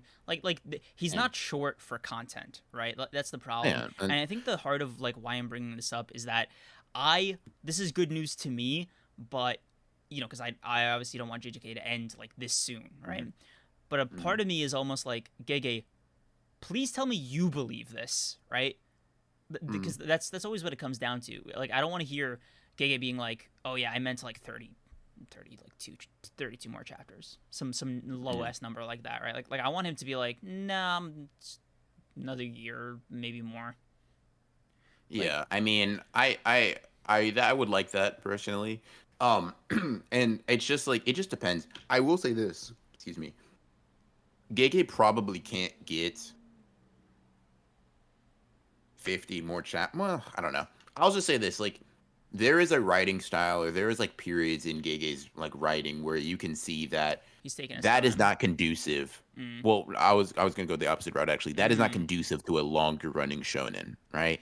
The way you don't write certain things or put them to the side is fine. Like I have my problems with it. I have my criticisms, but I don't really want to talk about that right now. It's fine, but it's just not conducive to long running shit. But the thing is, he has the lore, he has the foundation, he has the characters, right? There are a myriad of different ways he can go about telling this story in which not only could he just keep telling it for a year, he could tell it for many years, right? There's so many characters or like different things that can be talked about or like time skip to like a hand era flashback could easily be what was the hidden inventory like 15 chapters.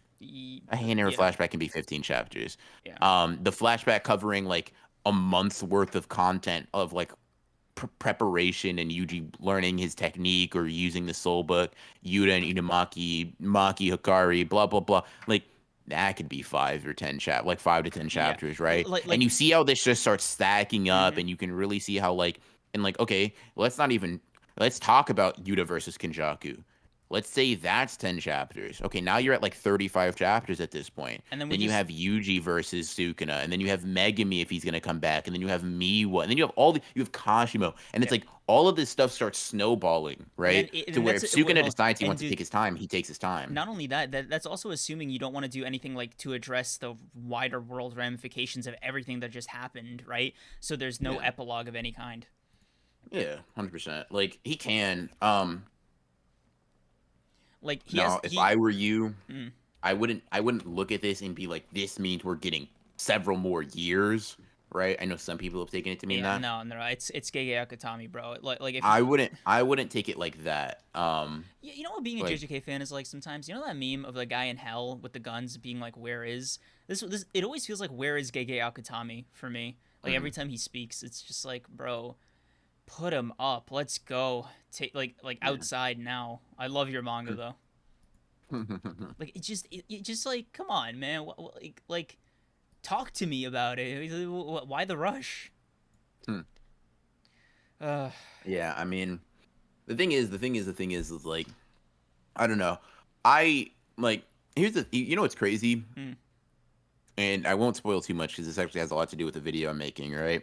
But I have noticed that like, Jesus, I'm gonna turn that off. I have noticed that like there was a pretty large point in Gege's like writing style where he was a very build up, build up, build up, take your time, take your time, take your time type of writer. Which is why I thought you And meant like he takes his time, because like the biggest example is the Higuruma chapter. Like that was a guy who was not in a rush to end the manga, you know? I mean, even if you look at that, right? If you really look at things in the grander scale and scope, right? The 80 chapters leading up into the Shibuya incident arc all do a great job of setting up the Shibuya incident arc, right? And then that arc is just 50 chapters of one night, right? Yeah. That's all one. Like, Gege can and has done this before. I'm not saying he will. I'm not saying he should, but I'm saying he has the ability to and has done this before. I I take this to mean like we will get a little bit of that. I would be so happy if he said this shit's not ending until 2027 or something like that, right? But I also don't think to some extent, right? To some extent, I do think that this would have been a sentiment more appreciated. I don't want to sound ungrateful, but it would have been a sentiment more appreciated at a different time.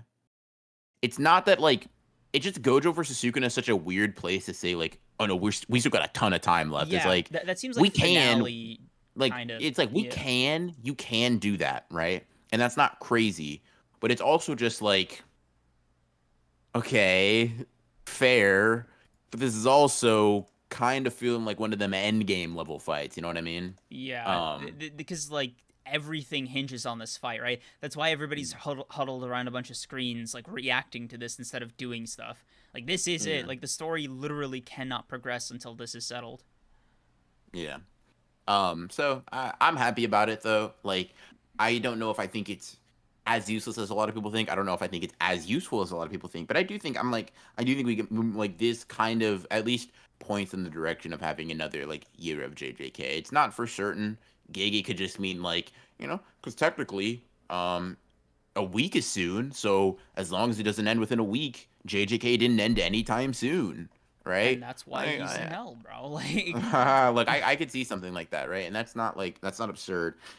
Anytime soon, I understand people's like concerns is a vague way to tell time, but I also think like when we're just thinking like reasonable human beings, which maybe that's a problem when talking about Gege. Like I think a year is like a very safe middle ground estimate. Yeah. Overall, I think I come away with it more with positive feelings than I do negative, but not overly. Like, yeah, I'm not like, oh my god, JJK's never ending. We got 5 more years. Listen, if Gege said, I promise you, I'm not ending this in the next 5 years, then you're gonna know he's lying. Then no, listen. He's either lying, which would hurt my feelings, or I could jump for joy and truly just break down into tears and cry because I know my agendas are coming true. Like, I just know it, bro. I just know it. And then the thing is, I could expand my agendas once again, bro. You know how hard it's been to budget my beliefs, budget my hopes and dreams. But yeah, I'm kind of not only in favor of it being a little bit longer, but I also think it can work to be longer. Yeah. Same. Yeah. He's got no shortage of stuff he can adapt. I think that's pretty much it, though. Yeah. Thanks to everybody who came to stream today. Thank you to all the people that signed up for memberships. Thank you to the people who gifted memberships. Y'all were very, very supportive today. We really appreciate it. Thank you, guys. Thank you to everybody who donated. I don't know if I said that again. Thank you to Liv for live making these emotes during stream and for modding. Appreciate you. And for the awesome thumbnail. Oh my god, you do a lot, Liv. Thank you. What else? If you guys are new here and you didn't know about this, we do have memberships officially. BR and I do Thursday streams for members only to talk about the anime episodes, review them, and then they come out publicly the following Saturday. But if you want to be there with us live and chatting and talking to us directly, that's the place to do it. And also, if you want to vote on future book clubs and future book club polls, that's where you do it too. So, you become a member today, and you also get these cool ass emotes, which cool ass emotes. Listen, just wait until I mobilize the Miwa spam, bro. I'm gonna start getting crafty about it. We just gonna take over chat one day with Miwa spam. Yeah, that means you're gonna have to actually get a membership, bud. No, it doesn't. Oh, you don't want the Miwa emoji? I'll make my own Miwa emoji. And I'll just move the masses too, bro. Ugh. Like if we just start saying, we don't even need to say MKK in chat anymore. Just Miwa spam, Miwa spam, Miwa spam. That's all I'm saying, bro. Like we've evolved beyond the need for letters and words, images tell our story. Yeah, bro just said But we're no, doing hieroglyphics again. That's crazy. hey, bro, what's wrong with hieroglyphics, huh? You got a problem with the people that did those? Do you? Are we That's really? what I thought. I'm, Unlocked. I'm, I'm not Anywho, even. Wow. Anyway, yeah, bro, unlocked. But yeah, thank you guys. We really appreciate it. Good stream. Hope you guys had a lot of fun. Hope you guys look forward to the clips for all the members. You can look forward to the stream on Thursday when the JJK episode comes out. And for all the non-members, we appreciate y'all too. And y'all will be getting that extra episode, that point 0.5, if you will, on Saturday, and then we'll follow it up with another stream on Sunday as usual. So yeah, hope you guys enjoyed, and we'll see you in the next one. yeah. Like the stream, like the comments, and subscribe. Later, guys.